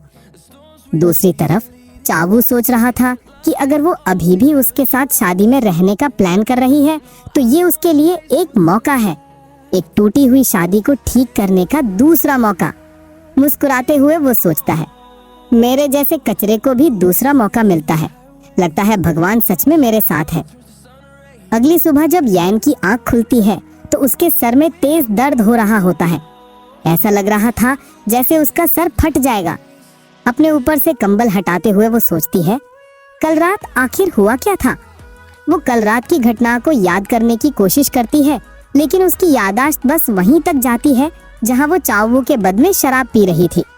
उसे बाथरूम से एक आवाज सुनाई देती है और वो सोचती है, क्या वो नहा रहा है? वो तो आमतौर पर रात में नहाता है। अपने ऊपर से कंबल हटाते हुए वो पाती है कि उसने अलग कपड़े पहने हुए हैं। एक पल के लिए उसका दिमाग काम करना बंद कर देता है जब वो अपने शरीर को घूर रही होती है। ये हो ही नहीं सकता कि चाऊ ने मेरे कपड़े बदले होंगे, है ना? तभी बाथरूम का दरवाजा खुलता है और चाऊ बाहर निकलता है, सिर्फ एक तौलिए में जो उसकी कमर पर ढीले ढाले तरीके से बंधा हुआ था। यान को जागा हुआ देखकर वो पूछता है, उठ गई तुम? अपने सामने उस आदमी को उस हालत में देखकर यान खुद पर काबू नहीं रख पाती। उसका चेहरा पूरी तरह से लाल हो जाता है और उसकी आंखें धुंधली हो जाती हैं। इस वक्त यान का चेहरा एक पके हुए टमाटर जैसा लग रहा था। कंबल को कस के पकड़ते हुए वो चाऊ से कल रात के बारे में पूछती है। वो उससे तसल्ली देता है, तुमने कल रात अपने कपड़े खुद ही बदले थे, इसलिए चिंता मत करो। ये सुनकर यान को राहत मिलती है। वो उससे पूछता है, क्या तुम्हें इस बात से इतनी परेशानी हो रही है? फिर वो समझाता है कि कल रात वो जिद कर रही थी कि वो खुद कपड़े बदल सकती है और उसने चाऊ को धक्का देकर ऊपर भेज दिया था। लेकिन यान उसकी बातें सुन ही नहीं रही थी। उसकी आंखें कहीं और ही टिकी हुई थी, उस तौलिए पर जो ऐसा लग रहा था जैसे किसी भी पल उसकी कमर से गिर सकता है। उस तरफ घूरते हुए वो मन ही मन सोचती है, क्या वो हमेशा से ही नीचे इतना बड़ा था? चाओ अभी भी बोल रहा था और उससे पूछता है, क्या तुम्हें याद है मैंने क्या कहा था जब हम घर आ रहे थे? वो अभी भी उसे घूरते हुए अनजाने में पूछती है, क्या कहा था तुमने? ये भयानक है, लेकिन मैं अपनी नजर ही नहीं हटा पा रही हूँ। अपना एक पैर बेड पर रखते हुए वो उससे कहता है, मेरी कुछ यादें वापस आ गई हैं। यान की निगाहें अभी भी उसके नीचे के शरीर पर थी। इस वक्त वो जो भी कहने की कोशिश कर रहा था उससे यान को कोई फर्क नहीं पड़ रहा था। वो कहता है, 2 साल पहले उसने मरने की कोशिश की थी। ये बात आखिरकार यान का ध्यान खींचती है और वो कंफ्यूज हो जाती है। उसने मरने की कोशिश की थी? उसे उस रात का वो मंजर याद आता है। तो उस वक्त वो मरने की कोशिश कर रहा था। चावू कहता है 2 साल पहले वो असल में मर गया था। बेड पर चढ़ते हुए वो यान के हाथ पकड़ लेता है। तब से लेकर आज तक एक बार भी उसने जागने की ख्वाहिश नहीं की। इसलिए यान, तुम्हारा पहला पति 2 साल पहले मर गया। वो उसे कहता है, मैं वो तुम्हारा पहला वाला पति नहीं हूँ, इसलिए अगर तुम्हारे पास अभी भी हमारी अंगूठी है तो उसे फेंक दो अगर कोई पुरानी तस्वीरें बची हैं तो उन्हें जला दो। आज से तुमने दूसरी शादी कर ली है और मेरा उस चावू से हारने का कोई इरादा नहीं है जिसे तुम याद करती हो। यान हैरान होकर चावू को देखती रहती है, जो इस पल में एक अलग ही इंसान लग रहा था। उसके सामने घुटनों के बल बैठकर वो उससे कहता है, चूंकि तुमने मुझे पालतू बना लिया है, इसलिए अब आखिर तक इसकी जिम्मेदारी तुम्हें ही उठानी पड़ेगी। सीन शिफ्ट होता है और ये फेक कपल डाइनिंग टेबल पर बैठकर खाना खा रहे हैं। यान चावू को देख रही थी और सोच रही थी, क्या जो इसने सुबह कहा वो सच था? अगर इसे चीजें याद आ रही हैं तो इसके दिमाग में बहुत से सवाल होने चाहिए, तो फिर ये कुछ पूछ क्यों नहीं रहा? वो सोचती है कि इससे मुझे फर्क नहीं पड़ना चाहिए, लेकिन उसकी एक खामोशी थोड़ी अजीब लग रही थी। उसे ये नहीं पता था कि चावू बस नाटक कर रहा है। आखिरकार यान से रहा नहीं जाता और वो उससे पूछ लेती है, क्या तुम्हारे पास मेरे लिए कोई सवाल है? वो कहता है, नहीं। वो सोचती है कि क्या उसे अपने अतीत के बारे में जानने की उत्सुकता नहीं है कि आखिर हुआ क्या था जिससे वो मरना चाहता था। चावू कहता है, ये तो सिंपल है, वो जरूर पछतावे में मरना चाहता होगा। मुझे अभी तक ये नहीं पता कि वो पिछला चावू कहाँ से आया था, लेकिन उसने जरूर सोचा होगा कि मरना ही उसका आखिरी विकल्प है। अपने होठों को ढकते हुए वो कहता है, तुम्हारे एक्स हस्बैंड के बारे में बात करने से ही मुझे उल्टी आ रही है। यान उसके इस बर्ताव से कंफ्यूज हो जाती है। उसे इस बात का कोई अंदाजा नहीं था कि वो नशे में पहले ही सच का एक हिस्सा उगल चुकी है। वो पूछता है, क्या वो कम से कम पैसा कमाने में अच्छा था? यान सिर्फ झूठ बोल सकती थी और कहती है, वो असल में अच्छे पैसे नहीं कमा रहा था। चावू कहता है, मुझे पता था।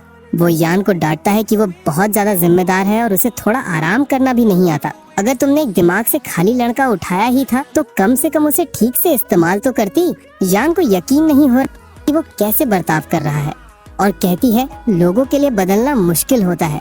एक ऐसे आदमी की तरह बिहेव करते हुए जिसकी गर्लफ्रेंड उसकी तुलना उसके एक्स से कर रही हो, वो तुरंत इस बात का विरोध करता है और कहता है, मैं खाली हूँ, इसलिए मेरी तुलना किसी से मत करो। मैं तुम्हारे एक्स हस्बैंड जैसा नहीं हूँ। वो वादा करता है कि वो उसके एक्स हस्बैंड को इसकी यादों से दूर भगा देगा और अगर वो ऐसा नहीं कर पाया तो वो उसे काट सकती है। उसको इस तरह से नाटक करते देखकर यान को हंसी आ जाती है। वो तुरंत अपना मुंह ढक लेती है, ये सोचते हुए कि ये कोई हंसने वाली बात नहीं है, और अपनी हंसी छुपाने के लिए खांसने का नाटक करती है। उसे ऐसा करते देखकर चिड़चिड़ा दिखने वाले चाबू के चेहरे पर आखिरकार मुस्कान आ जाती है और वो कहता है, मेरे मन में एक उत्सुकता है। वो जानना चाहती है क्या? वो क्लिनिक के बारे में बात करता है और पूछता है, क्या वहाँ सिर्फ मैं, तुम और चूहा ही काम करते हैं? ये सुनते ही यान की बेचैनी बढ़ जाती है। उसे डर लगता है कि कहीं उसे कुछ याद तो नहीं आ गया। वो कहता है, अगर मुझे तुम्हारा पति ठीक से बनना है तो मुझे तुम्हारे आसपास के हर इंसान को जानना होगा। ये सुनकर उसे राहत मिलती है और वो उसे बताती है कि उनके पास एक और एम्प्लॉय है, एक अनऑफिशियल कीट पतंग एक्सपर्ट। अचानक उसके दिमाग में एक ख्याल आता है, जब गूबेक पहले आया था तब चावू सो रहा था, लेकिन अब जब वो जाग गया है तो चावू और एक बच्चा, क्या ये खतरनाक कॉम्बिनेशन नहीं है? वो कल्पना करती है कि शैतान चावू फरिश्ते जैसे गूबेक का शिकार कर रहा है। चावू उसका नाम पुकारता है जिससे उसकी कल्पना टूटती है। वो खांस कर कहती है कि एक और एम्प्लॉय है, लेकिन वो मुश्किल से ही आता है क्योंकि स्कूल का टाइम चल रहा है। वो चावू को विश्वास दिलाती है कि वो उससे जल्द ही मिल लेगा। चावू सोचता है कि ये तो वक्त की बात है, लेकिन उसे ये उम्मीद नहीं थी कि वो वक्त इतनी जल्दी और बिना किसी चेतावनी के आ जाएगा। वो बाहर एक्सरसाइज कर रहा था जब एक छोटा सा सुंदर लड़का उसके पास आता है और कहता है, मैं आधिकारिक तौर पर डायरेक्टर के पुरुष से मिल रहा हूँ। ये सुनकर चावू हैरानी से उसे देखता रह जाता है। वो अपनी एक्सरसाइज रोकता है और एक झटके में ठीक से खड़ा हो जाता है। छोटा गुगैक इससे प्रभावित होता है और खुशी से तालियां बजाता है, जबकि चावू उसकी पहचान जानना चाहता है। छोटा लड़का अपना परिचय देता है और कहता है कि वो बेउदौल एलिमेंट्री स्कूल में पहली कक्षा में है। चावू कहता है ठीक है और जानना चाहता है कि छोटा लड़का यहाँ क्यों आया था। गुबैक तुरंत अपना बैग उतारता है, उसे खोलता है और एक बड़ी सी टेक्स्ट बुक निकालता है। चावू उस लड़के के पास बैठ जाता है, उसे तेजी से पन्ने पलटते हुए देखता है। लड़का एक पन्ने पर रुकता है और गर्व से चावू को बताता है, रिंगटेल लीमर्स अपनी मादाओं को आकर्षित करने के लिए फूलों की खुशबू का इस्तेमाल करते हैं। हमारा हीरो कंफ्यूज हो जाता है कि रिंगटेल क्या? गुबैक उसे कहता है कि वो अभी उसी तरह की खुशबू दे रहा है। चावू को हंसी आ जाती है और वो कहता है कि उसे नहीं पता है कि वो क्या बात कर रहा है, क्योंकि उसे तो अभी सिर्फ पसीने की बू आ रही है। लड़का कहता है, तुम जरूर डायरेक्टर से छोटे होगे। चाबू उसे बताता है कि वो दोनों एक ही उम्र के हैं, जिससे लड़का चिंतित हो जाता है। इसकी इजाजत नहीं है और ये बड़ी समस्या है क्योंकि तुम्हारी खुशबू खराब हो जाएगी। हमारा हीरो फिर से कंफ्यूज हो जाता है। छोटा लड़का समझाता है बड़े पुरुषों की तुलना में छोटे पुरुष एक ज्यादा मजबूत और आकर्षक खुशबू देते हैं। अपने माथे पर हाथ मारते हुए वो चाबू से कहता है तुम बहुत बड़ी मुसीबत में हो। वो पुराने कबाड़ के बारे में बड़बड़ाने लगता है। चाबू को हंसी आ जाती है और वो कहता है तुम एक मजेदार बच्चे हो। गूबेक उससे बताता है कि यान बहुत लोकप्रिय है, जिससे चाबू सतर्क हो जाता है। वो गूबेक से पूछता है कितने लोग, और छोटा लड़का गिनना शुरू कर देता है, 3 अलग अलग आदमियों का जिक्र करते हुए। ये देखकर वो चाबू से कहता है तुम्हें और मेहनत करनी पड़ेगी। तभी यान आ जाती है और गूबेक को पुकारती है। छोटा लड़का उसके पास भाग कर जाता है। वो उससे पूछती है कि वो कब आया, और वो कहता है कि थोड़ी देर पहले, जिससे वो चिंता करती है कि उसने बताया क्यों नहीं। वो पूछती है कि क्या कुछ हुआ। चाओ गूबेक का बैग उठाते हुए उससे कहता है मैं तो बस इस छोटे उस्ताद से कुछ चीजें सीख रहा था। यान तुरंत घबरा जाती है। गूबेक कहता है कि वो तो बस उन्हें पढ़ा रहा था। उसने गूबेक को चाओ से उनके आखिरी एम्प्लॉय के रूप में मिलवाया, लेकिन छोटा लड़का कहता है मैंने तो उन्हें पहले ही सब कुछ बता दिया है। चाओ लड़के से कहता है मैं तुम पर भरोसा करूंगा। दोनों पुरुष हाथ मिलाते हैं और गूबेक कहता है आज से तुम मेरे सहायक होगे। उन दोनों को इतना घुल मिलते देखकर यान हैरान रह जाती है। वो सोचती है ये किस तरह की सिचुएशन है। सीन शिफ्ट होता है और कपल गाड़ी से घर जा रहे हैं। यान गूबेक की तरफ से माफी मांगती है, चाओ को बताते हुए कि छोटा लड़का बदतमीजी करने की कोशिश नहीं कर रहा था। चाओ कहता है मैं जानता हूँ। यान अभी भी मामले को साफ करने की कोशिश करती है। वो कहती है वो बस एक बच्चा है जिसे एक बार किसी चीज की धुन लग जाती है तो वो उसे अपने तरीके से ही करता है। चाओ कहता है वो बच्चा बिल्कुल मेरे जैसा है। पैसेंजर सीट पर बैठे हुए वो लगातार गाड़ी चला रही यान को घूरता रहता है। यान से और बर्दाश्त नहीं होता और वो उससे कहती है आगे देखो और अपनी नजर सड़क पर रखो। वो मना कर देता है मैं गाड़ी नहीं चला रहा हूँ। वो उससे कहती है अगर मेरा एक्सीडेंट हो गया तो नुकसान तुम्हारा भी होगा। वो पूछता है क्या तुम क्रैश करने वाली हो, और वो कहती है शायद। वो उसे एक बार और देखता है और आखिरकार अपनी नजर हटा लेता है, जिससे यान राहत की सांस लेती है। तभी वो अचानक उसका नाम पुकारता है और कहता है मुझे एक आईडी चाहिए। उसके ये शब्द उसे इतना घबरा देते हैं कि वो गाड़ी से अपना कंट्रोल खो बैठती है और उनका एक्सीडेंट होते होते बचता है। वो वक्त पर गाड़ी रोकने में कामयाब हो जाती है, लेकिन झटके से आगे की तरफ झुक जाती है। चाओ तुरंत उसे पीछे से पकड़ लेता है, अपना हाथ उसके और स्टीयरिंग व्हील के बीच में रखते हुए। वो पूछता है तुम ठीक हो। यान एक अजीब सी उलझन में थी, और सिर्फ इसलिए नहीं कि अभी अभी एक्सीडेंट होते होते बचा था। इस वक्त चाओ का हाथ उसके सीने पर दबा हुआ था। वो शर्माने लगती है, जिससे वो चिंतित हो जाता है। वो उसे दूर ढकेलती है, कहती है मैं ठीक हूँ, बिल्कुल और पूरी तरह से ठीक हूँ। वो अचानक उसके और करीब आ जाता है, जिससे उसका दिल तेजी से धड़कने लगता है। वो उसे चेतावनी देती है इतने पास मत आओ। वो थोड़ा और पास खिसकता है और वो सोचती है कि वो उसे किस करने वाला है, लेकिन वो बस उसकी सीट बेल्ट ठीक कर देता है, जिससे यान अजीब तरह से निराश हो जाती है। वो फिर से गाड़ी चलाना शुरू करते हैं और वो पूछती है तुम्हें आईडी क्यों चाहिए। वो कहता है एक ठीक ठाक नौकरी पाने के लिए।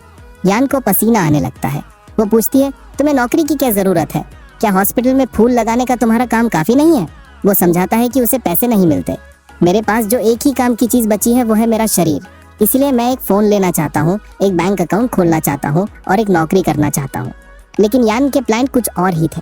वो चावू को कभी भी अकेले दुनिया में नहीं जाने दे सकती थी। वो हंसती है और उसे कहती है मुझे नहीं पता कि तुम्हारी आईडी कहाँ है, बहुत टाइम हो गया है।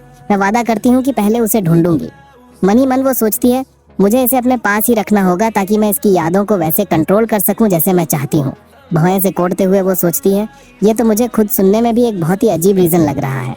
सीन शिफ्ट होता है और डॉक्टर के ऑफिस में यान को चावू की सेहत पर रिपोर्ट्स मिल रही थी। डॉक्टर कहता है अब ये साफ हो चुका है, चावू सो पाएगा या नहीं ये यान की मौजूदगी पर निर्भर करता है। भले ही उसे इसका अंदाजा था, यान ये सुनकर फिर भी हैरान थी। वो इसका कारण जानना चाहती है। डॉक्टर सुझाव देता है ये एक्सीडेंट के समय यान से जुड़े किसी ट्रॉमा के कारण हो सकता है। यान भड़क जाती है, ट्रॉमा मुझे हुआ था। तब डॉक्टर एक और एक्सप्लेनेशन देता है, हो सकता है कि जब चाबू बेहोशी की हालत में था तब वो हिप्नोटाइज हो गया हो। यान कंफ्यूज हो जाती है। डॉक्टर उसे कुछ शब्दों की याद दिलाता है जो चाबू ने पहली बार जागने पर कहे थे, प्लीज मत जागो।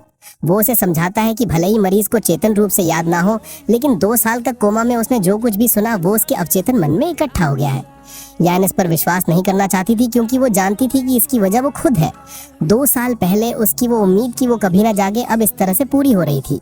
डॉक्टर कहता है कि वो कुछ बताना भूल गया और कुछ लक्षणों की लिस्ट बनाता है जो चाबू की बीमारी वाले लोगों में हो सकते हैं। वो जानना चाहता है कि क्या चाबू ने इनमें से कोई भी प्रदर्शित किया है। डॉक्टर को गुस्से से घूरते हुए वो कहती है ये भूलने के लिए एक जरूरी चीज थी। वो घबराकर हंसता है और कहता है चूंकि आपने अब तक कुछ नहीं बताया इसलिए कोई समस्या नहीं हुई होगी। लेकिन यान को महसूस होता है कि चाऊ ने ये सारे लक्षण दिखाए हैं, आक्रामकता, अत्यधिक कामुकता और व्यवहारिक समस्याएं। उसे अचानक अंदर से खालीपन महसूस होता है। डॉक्टर उसे बताता है कि सभी मरीजों को किसी न किसी पर निर्भर रहना पड़ता है। चाऊ तुम्हारे बिना नहीं रह सकता, इसलिए वो आखिरकार तुमसे चिपकने के लिए बाध्य है। इसमें सालों लग सकते हैं, इसलिए यान तुम्हें भी कुछ संकल्प की जरूरत पड़ेगी। तभी चाऊ वहां पहुंच जाता है। डॉक्टर उसके कान में धीरे से कहता है मुझे चाऊ पर ज्यादा तरस आ रहा है। अपनी बाकी की जिंदगी के लिए उसे अपना दिन शुरू करने के लिए भी सिर्फ यान पर ही निर्भर रहना पड़ेगा। सीन चाऊ पर खत्म होता है जो परेशानी में यान के पीछे भाग रहा है। वो उससे विनती करता है इंतजार करो ताकि हम साथ जा सके। वो उसका बॉक्स पकड़ता है और पूछता है क्या तुम मुझसे नाराज हो। वो कहती है नहीं। वो उससे कहता है तुम्हारा चेहरा ठीक नहीं लग रहा है और तुम बार बार अकेले आगे बढ़ने की कोशिश कर रही हो। वो उससे छेड़ते हुए पूछता है क्या तुम मुझे किसी अनजान जगह पर छोड़ने का प्लान बना रही हो। वो कहती है ऐसा कुछ नहीं है। उसके उदास चेहरे को देखकर वो चिंता करता है कि वो कितनी कमजोर लग रही है। झुककर वो अंदाजा लगाता है क्या तुम बीमार हो। वो कहती है ऐसा नहीं है। अपने मन में वो सोच रही थी अगर चाऊ का ये बर्ताव सच में उसकी बीमारी का एक लक्षण है तो क्या इससे मेरा दोष कम नहीं हो जाना चाहिए। अगर उसका बर्ताव इसलिए नहीं है कि मैंने उससे शादी का झूठ बोला बल्कि उसकी बीमारी की वजह से है तो उसे छोड़कर जाना आसान होना चाहिए। तो फिर मुझे ऐसा क्यों लग रहा है जैसे मेरा ही मजाक बनाया जा रहा है। जल्द ही उसकी आंखें आंसुओं से भर जाती हैं और वो अपने बर्ताव के लिए खुद को कोसते हुए अपना ही सर पीटने लगती है। चाऊ उसका हाथ पकड़ लेता है और उसे खुद को मारने से रोकता है। इससे उसे बेहतर महसूस नहीं होता क्योंकि ऐसी छोटी सी चीज भी उसे पिघला सकती है। इस वजह से वो उससे दूर भेजने की कोशिश करती है। वो नहीं मानता और कहता है अगर तुम अकेले रहना चाहती हो तो मैं बस तुम्हारे पीछे पीछे चलता रहूंगा। उसे ये ध्यान भटकाने वाला लगता है लेकिन वो दलील देता है कि वो वापस का रास्ता नहीं जानता क्योंकि वो बहुत दूर आ गए हैं। वो उसे छेड़ते हुए कहता है मैं किसी भी चीज में अच्छा नहीं हूँ क्योंकि मेरा दिमाग तुमसे भरा हुआ है। जैसे ही वो उससे आगे बढ़ने के लिए कहता है उसे दूर से एक आवाज सुनाई देती है और वो बोलना बंद कर देता है। उसे इतना गंभीर देखकर वो जानना चाहती है कि क्या गलत है। वो उससे कहता है पीछे मत देखना और बस भागो। वो अभी भी कंफ्यूज थी लेकिन वो उसका हाथ पकड़ लेता है। वो उसे एक पेड़ के पास ले जाता है और उसे ऊपर चढ़ने के लिए कहता है। जब वो अभी भी बहस करने की कोशिश करती है तो उसे गोद में उठा लेता है। वो जिद करती है कि वो जाने की क्या गलत है लेकिन उसके एक्सप्लेनेशन की जरूरत नहीं पड़ती क्योंकि उसकी घबराहट की वजह उनके सामने आ जाती है। उनकी दिशा में एक जंगली सूअर आ रहा था। वो उसे चढ़ने के लिए कहता है लेकिन वो ये देखने की कोशिश कर रही थी कि क्या आ रहा है। वो अभी भी हिचकिचा रही थी इसलिए वो उस पर चिल्लाता है जल्दी ऊपर चढ़ो। उसे वो सूअर से ज्यादा डरावना लगता है और वो जल्दी से पेड़ पर चढ़ जाती है। नीचे देखते हुए वो देखती है कि चाऊ उनके बॉक्स में कुछ ढूंढ रहा है। वो उससे पूछती है तुम क्या कर रहे हो। वो औजार पेड़ों का इलाज करने के लिए है, शिकार करने के लिए नहीं। वो उससे कहती है कोई पागलपन मत करना और ऊपर चढ़ जाओ जब तक मैं रेस्क्यू सेंटर को फोन कर रही हूँ। वो एक कुल्हाड़ी उठाता है और कुछ लकड़ी काटता है जिससे वो उस पर चिल्लाती है पब्लिक प्रॉपर्टी को हाथ मत लगाओ। जंगली सूअर अब लगभग उनके पास था और यान बहुत चिंतित थी। वो उससे कहती है उन चीजों को छोड़ दो और ऊपर चढ़ जाओ। सूअर को उसके बिल्कुल पास देखकर वो खुद पर काबू नहीं रख पाती और चिल्लाती है हट जाओ वहां से। इसके बजाय वो मुस्कुराता है और उसे तसल्ली देने के लिए उसकी तरफ मुड़ता है।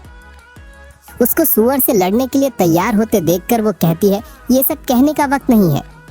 जल्द ही एक जानलेवा लड़ाई शुरू हो जाती है। चाऊ बनाम जंगली सूअर। यान से ये देखा नहीं जा रहा था और वो अपनी आंखें भी बंद कर लेती है। जब वो उन्हें खोलती है तो देखती है कि चाऊ ने जानवर पर वार कर दिया है। वो उससे पूछती है क्या तुमने उसे मार दिया। और वो कहता है अभी नहीं। अचानक सूअर चाऊ पर हिंसा से हमला करता है, उसे अपने सींगों से मारता है। रान घबरा जाती है और उसका नाम चिल्लाती है। वो कहती है घबराओ मत, मैं अभी रेस्क्यू सेंटर से संपर्क करूंगी और विनती करती है मरना मत। वो सेंटर को फोन करती है और उन्हें अपनी लोकेशन बताती है। कहती है एक जंगली सूअर ने किसी पर हमला कर दिया है। वो अपना वाक्य पूरा नहीं कर पाती क्योंकि वो देखती है कि चाबू ने सुअर का सींग पकड़ लिया है, उसके पीठ पर कूद गया है और कुल्हाड़ी का इस्तेमाल करके उस पर वार करके उसे मार देता है। फोन पर सामने वाला इंसान कंफर्म करना चाहता है, क्या सुअर ने किसी पर हमला किया है? यान कहती है, नहीं, इस बार किसी ने सुअर पर हमला किया है। चाबू खून से लथपथ था और अपने चेहरे से खून साफ करता है। वो यान से कहता है, नीचे आ जाओ। वो पेड़ को कस के पकड़ लेती है और मना कर देती है क्योंकि उसके लिए इस वक्त चाबू एक खतरनाक जानवर जैसा लग रहा था। उसे इतना सहमा हुआ देखकर वो चिंता करता है कि वो बहुत डर गई है। वो चेतावनी देती है, पास मत आना, क्योंकि इस वक्त वो उसके लिए सबसे डरावनी चीज था, खासकर उसके हाथ में कुल्हाड़ी के साथ। चाबू हंसने लगता है जिससे यान को वो और भी अजीब लगता है। वो सच में वक्त में पीछे जाकर खुद को एक मुक्का मारना चाहती थी कि उसने उसके लिए बुरा क्यों महसूस किया। तभी चाबू अचानक अपनी कमर पकड़ता है और दर्द से कराहते हुए झुक जाता है। वो तुरंत चिंतित हो जाती है और पूछती है, क्या तुम्हें चोट लगी है? वो कुल्हाड़ी नीचे फेंक देता है और उससे कहता है, तुम अब नीचे आ सकती हो। हॉस्पिटल में डॉक्टर चाबू के घावों पर पट्टी कर रहा था और कह रहा था, ये एक चमत्कार है कि सिर्फ इतनी ही चोट आई है। यान जानना चाहती है कि क्या ये सच है और डॉक्टर समझाता है, एक सुअर एक चलती फिरती ट्रक की तरह होता है, उससे मिलने का मतलब है कि आपकी मौत पक्की है। यान कल्पना करती है कि क्या होता अगर चाबू ने उसके साथ जाने की जिद ना की होती। डॉक्टर कहता है कि उसने जल्दी से इमरजेंसी ट्रीटमेंट कर दिया है और बाद में उनके घर आएगा। वो उससे धन्यवाद देती है। उसे जाते हुए देखकर वो खुश होती है क्योंकि डॉक्टर के भोलेपन ने उसे चाबू के सामने खुद को एक्सपोज करने से बचा लिया। तभी वो इंसान उसका नाम पुकारता है और वो उसकी तरफ मुड़ती है। वो डॉक्टर की पहचान के बारे में पूछता है। यान कहती है, वो बस एक डॉक्टर है। चाबू विश्वास नहीं करता और यहाँ तक कि उसे संदेह से घुरता है। वो सोचती है, इस तरह देखने का क्या मतलब है। वो चाबू को समझाती है कि जब से वो बेहोशी की हालत में था तब से वही डॉक्टर उसका इलाज कर रहा है। चाबू अचानक एक जरूरी सवाल पूछता है, क्या हम इतने अमीर हैं? तुम शायद एक कोमा के मरीज की देखभाल करने में ही संघर्ष कर रही थी, तो फिर एक प्राइवेट डॉक्टर का खर्चा कैसे उठा सकती हैं जो सिर्फ एक फोन कॉल पर आ जाता है? हम इतने अमीर कैसे हैं यान? अब भाई ये सवाल सुनते ही यान के पैरों तले जमीन खिसक जाती है। उसके दिमाग में 1000 ख्याल दौड़ जाते हैं। पकड़ी गई, अब क्या जवाब दूं? उसका दिल जोर जोर से धड़कने लगता है, लेकिन वो अपने चेहरे पर शिकन तक नहीं आने देती और बड़ी ही चालाकी से एक कहानी बनाती है।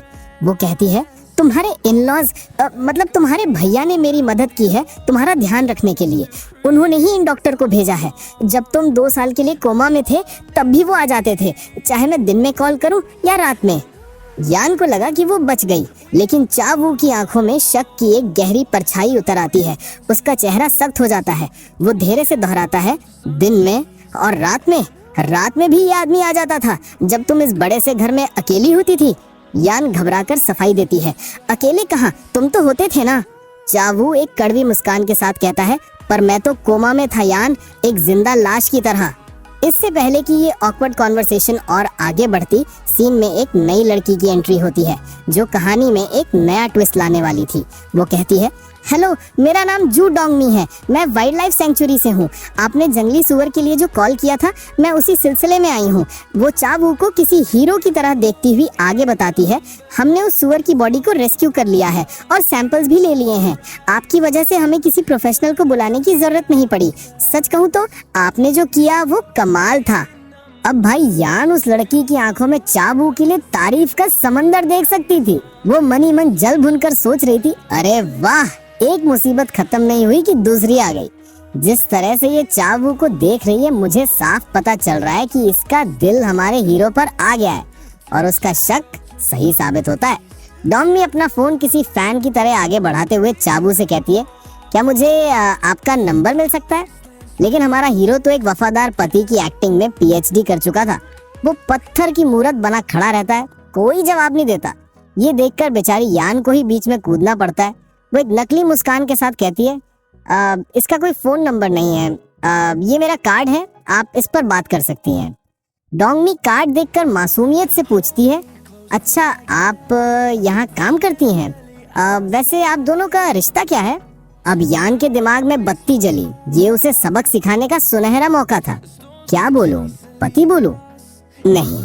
और वो एक तीर से दो शिकार करती हुई कहती है, ये मेरा एम्प्लॉय है। ये सुनकर डोंगमी की आंखों में उम्मीद की एक किरण जाग जाती है।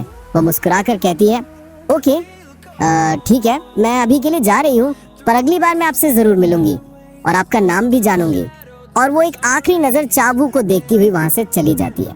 जैसे ही वो लोग जाते हैं, कमरे का तापमान 10 डिग्री नीचे गिर जाता है। चाबू धीरे से यान की तरफ मुड़ता है। उसकी आंखों में गुस्सा और एक गहरी चोट साफ नजर आ रही थी। वो एक एक शब्द चबाकर कहता है, मैं तुम्हारा एम्प्लॉय हूँ, तुम मुझे कुत्ते से भी बेकार समझती हो ना यान? और ये कहकर वो उसे कोई और जवाब देने का मौका दिए बिना गुस्से में वहां से चला जाता है। अब सीन शिफ्ट होता है और हम देखते हैं कि दोनों गाड़ी में घर वापस आ रहे हैं। गाड़ी के अंदर इतनी खामोशी थी कि दोनों एक दूसरे की सांसों को भी सुन सकते थे। यान मन में सोच रही थी, हॉस्पिटल से लेकर अब तक के रास्ते में इसने मेरी तरफ एक बार भी नहीं देखा। जब ये मेरी तरफ घूरता था तब मेरा दिल बेचैन हो जाता था, और अब जब ये मेरी तरफ नहीं देख रहा है तो मुझे और भी ज्यादा घुटन हो रही है। आखिर ये हो क्या रहा है? घर पहुंचकर यान माहौल को हल्का करने की कोशिश करती है। डॉक्टर थोड़ी देर में आ जाएंगे, तुम थोड़ा आराम कर लो। तभी वो देखती है कि चावू अपनी शर्ट उतार रहा है और वो चिल्ला पड़ती है, तुम अपने कपड़े क्यों उतार रहे हो? चावू एक शैतानी मुस्कान के साथ उसके तरफ मुड़ता है, क्यों? मैं तो तुम्हारा पालतू कुत्ता हूं ना, तो मालिक को ही अपने पालतू का ध्यान रखना चाहिए। मैं नहाने जा रहा हूँ और तुम मुझे नहलाओगी। जंगली सुअर से तुम्हारी जान बचाने का इतना इनाम तो मैं डिजर्व करता हूँ ना? ये सुनकर यान का चेहरा शर्म से लाल हो जाता है। उसके दिमाग में पहले तो एक क्यूट से छोटे से पप्पी की इमेज आती है। वो सोचती है, हाँ, जैसे एक बड़े से पप्पी को नहलाते हैं वैसे इसे भी नहला दूंगी, इसमें कौन सी बड़ी बात है। लेकिन भाई साहब, ये उसकी जिंदगी की सबसे बड़ी भूल थी। जैसे ही वो बाथरूम का दरवाजा खोलती है, असलियत उसके मुंह पर तमाचे की तरह पड़ती है। अंदर शर्टलेस चाबू, जिसकी बॉडी किसी ग्रीक गॉड की तरह थी, उसे देखकर कहता है, हाँ यान, अच्छा वो तुम आ गई। यान मन में चीखती है, नहीं, ये बिल्कुल भी किसी भी एंगल से एक डॉग की तरह नहीं है। वो हकलाते हुए कहती है, तुम्हारी पट्टियां गिरी हो जाएंगी। चावू लापरवाही से कहता है, कोई बात नहीं, डॉक्टर तो वैसे भी आने वाला है। फिर वो अपनी पैंट की तरफ इशारा करते हुए मासूमियत से कहता है, मेरे हाथ में बहुत दर्द हो रहा है यान, तुम्हें इसे उतार दो। इसके बाद वो यान को अपने ऊपर खींच लेता है और वो उसके ऊपर झुककर एक दर्द भरी आवाज में कहता है, तुम्हें लगता है ये सब बीमारी है? जब तुम गाड़ी चलाती हो और मैं खुद को तुम्हें देखने से नहीं रोक पाता, जब तुम रात को मेरे बगल में सोती हो और मेरा मन तुम्हें अपनी बाहों में भरने का करता है, जब कोई और आदमी तुम्हें देखता है और मेरे अंदर आग लग जाती है, क्या ये सब एक बीमारी के लक्षण है? तुम एक डॉक्टर की बात मानोगी, लेकिन उस आदमी की नहीं जो हर पल तुम्हारे बारे में सोचता है। बताओ मुझे यान। इसके बाद उनके बीच एक इंटीमेट मोमेंट होता है जो काफी देर तक चलता है, लेकिन मैं ये पार्ट यहाँ दिखा नहीं सकता। जब ये सब चल रहा था तभी दरवाजे पर डॉक्टर के आने की आहट होती है। यान घबराकर कहती है, छोड़ो मुझे, डॉक्टर आ गए हैं, मेरी सोशल रेपुटेशन का क्या होगा? चाबू रुकता है और उसकी आंखों में झांक कर कहता है, ठीक है छोड़ूंगा, पर बदले में क्या मिलेगा? यान जल्दी से कहती है, जो तुम मांगोगे दे दूंगी। चावू कहता है, ठीक है, तुमने वादा किया। इसके बाद डॉक्टर आता है और चावू यान को एक कपड़ा से ढक देता है और डॉक्टर उन लोगों को देखकर समझ जाता है। इसके बाद सॉरी बोलकर चला जाता है। इसके बाद सीन चेंज होता है। हमें दिखाया जाता है कि जोई अपने मोनोलॉग में बोल रहा होता है, मैं इतना ज्यादा थक गया हूँ कि मेरी हड्डियां दर्द कर रही हैं। इसके बाद हम देखते हैं कि वो एक आदमी से मिलता है और कोई नहीं, वही जो चावू पर नजर रखता है। इसके बाद वो बोलता है, तुम उस दिन मुझे क्यों हेल्प नहीं किया, मैं मर भी सकता था। तभी वो उसके हाथ में एक सर्टिफिकेट देखता है और उस सर्टिफिकेट में क्रिमिनल कुछ लिखा होता है। वो उसको देता है और बोलता है, डायरेक्टर ने मुझे तुमको देने के लिए कहा। सीन कट होता है और दोस्तों अब होती है कहानी के असली मास्टरमाइंड, असली विलन की एंट्री। चावू का बड़ा भाई कांग जी सेओक, जो सुगाक फार्मास्यूटिकल्स का सीईओ है। वो एक बेहद हैंडसम, अमीर और उतना ही खतरनाक आदमी है। हम उसे अपने शानदार ऑफिस में सिगार पीते हुए देखते हैं और उसके हाथ में यान की फोटो होती है। वो फोटो देखकर एक रहस्यमयी मुस्कान के साथ कहता है, सियान, तुमने बहुत अच्छा काम किया है। मेरा छोटा भाई अब पूरी तरह तुम्हारे जाल में है।